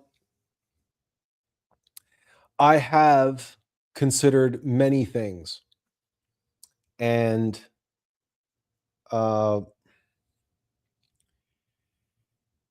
it turns out that my decision to move to Linux is kind of a fortuitous one because, as it turns out, uh, the the animation, not the animation, the video editing uh, software that I use, DaVinci Resolve, they have a native Linux version of that software. So, and I've also been looking into it because I've been married to PowerPoint as well. Like the hardest thing for me to do is going to be to pull myself away from Microsoft Office, from Outlook, and from Word and Excel, and perhaps most of all PowerPoint. Because I don't know if you realize this, but that motion graphics that I make those videos with, they're all done in PowerPoint. And and I'm what you would call like a power user of PowerPoint, and it's just what I know. And so it's like, so I got to relearn something entirely new or what have you. But but you make a good point here about have I considered creating video content and so on, and I have, and I don't know. It really, I think, is just a matter of me like um again, I can't say anything definitively, but you will know when, because anything I make, anything that I do, I'm obviously going to share it on social media, or I'm going to share it on my platform on this channel. So you will see it. You'll be the first to see it. I just can't tell you what it may be or look like or sound like, or right. So I can't, all I can tell you, Benjamin, is that you're right. Yes. But that's all I can say. I can't say any more than that. Um, so there you have it. Uh, Now I was going to say one more thing. Ah, yes. 2025. 2025. Someone add that up for me. What's 2 plus 0 plus 2 plus 5? Can someone add that up for me? I'm terrible at math. Right?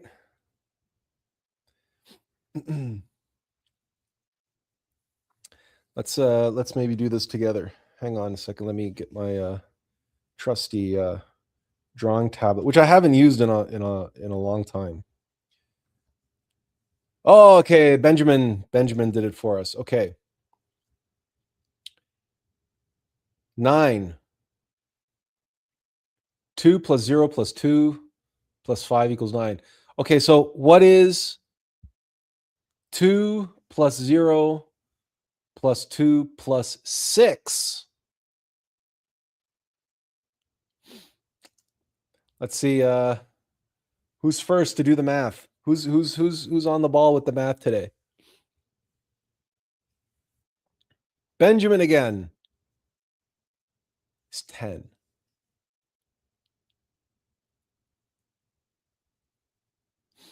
9 is the number of the divine feminine. Yesod, the foundation.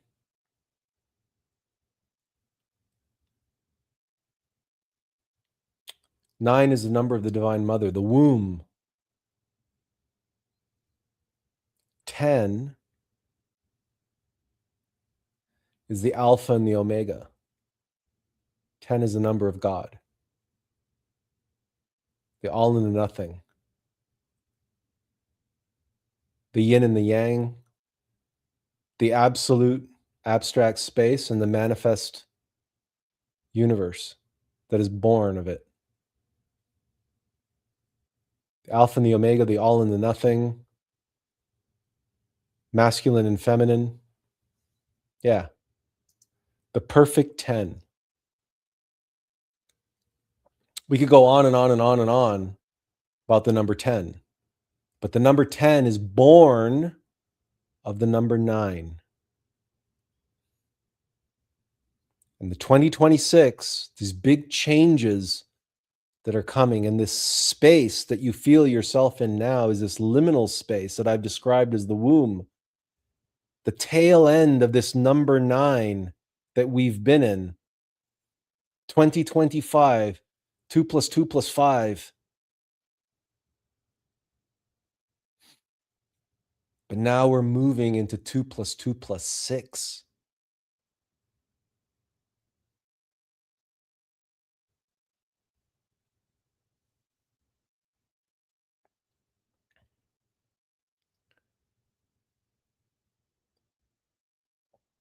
Nobody is saying that this birth won't be without its birthing pains.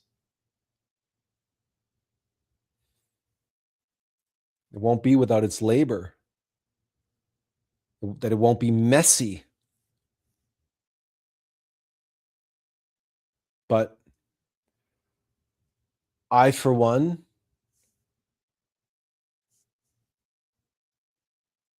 I put my faith and my trust in God. And God help me, everything that I've been doing up until now is it's just been a fetus in a womb.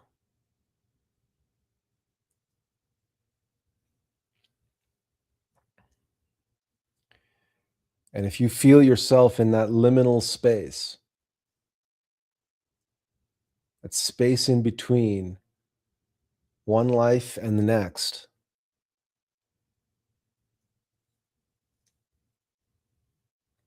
then focus on this fact.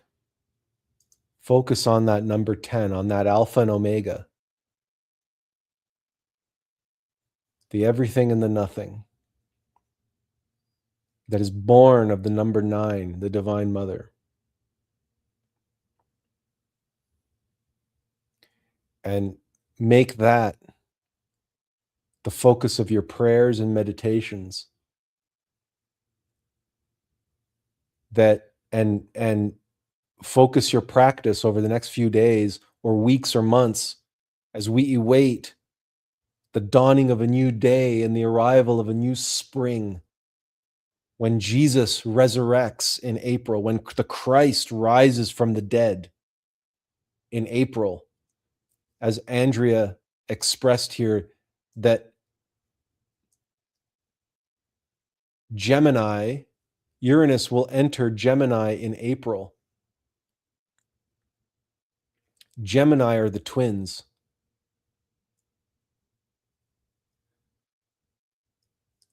Jachin and Boaz are the 10 sephira of the tree of life. But the 2 pillars are masculine and feminine, 1 and 0.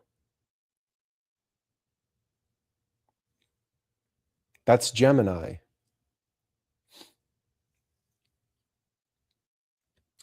For all these reasons, you've never in your life had on the path a greater opportunity, a greater potential to embody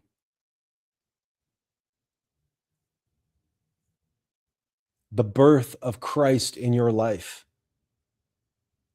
than what is on the horizon.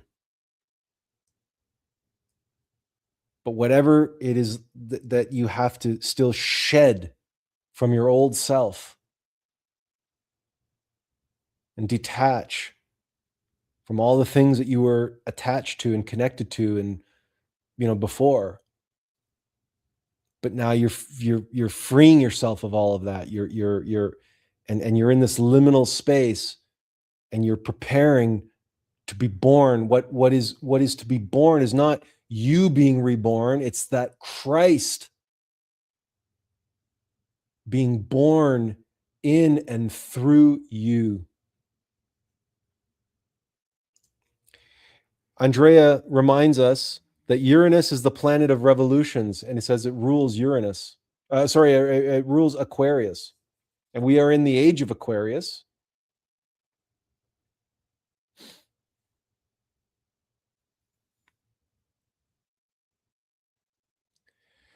So all of this is connected. Prepare yourself. Prepare yourself. Make of yourself that the most humble but pure Hume that you can muster.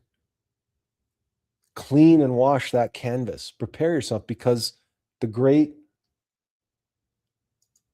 sculptor, the great artist, the great craftsman, the molder and shaper, the great potter is about to throw you on the wheel. If you want to talk about revolutions of the alm of life, revolutions of the wheel of time, revolutions of the potter's wheel, you are the clay, the Hume. This is your chance to be shaped and formed into that perfect vessel, so that the Christ can pour itself into you, and through you pour itself forth into the world. Now that's a beautiful thing. That's a glorious thing. That's a miraculous life. And that is a life worth living, a life well lived, and an existence that is beyond compare. Nothing else can come close. Nothing. So if you've detached and lost interest in all the stuff that was, and find yourself in this space awaiting for what might be,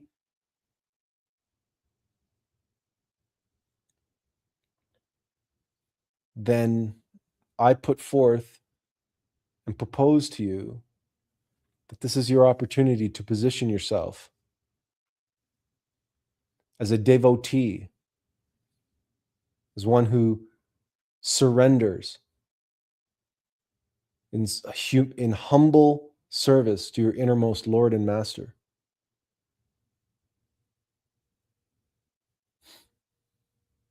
To be a more perfect vessel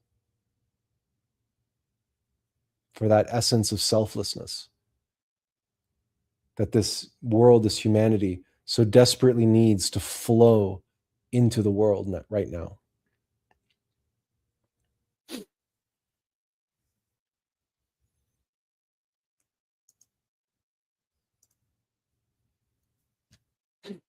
And that's the number.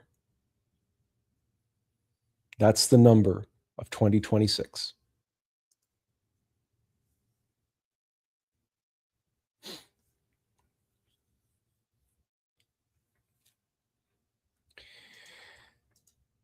I want to thank all of you for taking the time today, as always, to join me and to join one another and to share a couple hours on Sunday together, especially now at the end of one year and preparing to usher in the next.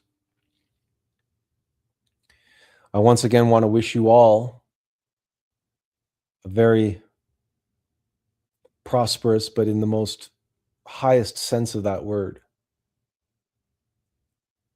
A gratuitous, advantageous, miraculous new year. And I encourage you and implore you from the depths of my being to allow yourself to be in this liminal space and to prepare yourself for the rebirth which is awaiting us all over the horizon, and to give yourself to that process, to allow yourself to be born of the waters and of the Spirit.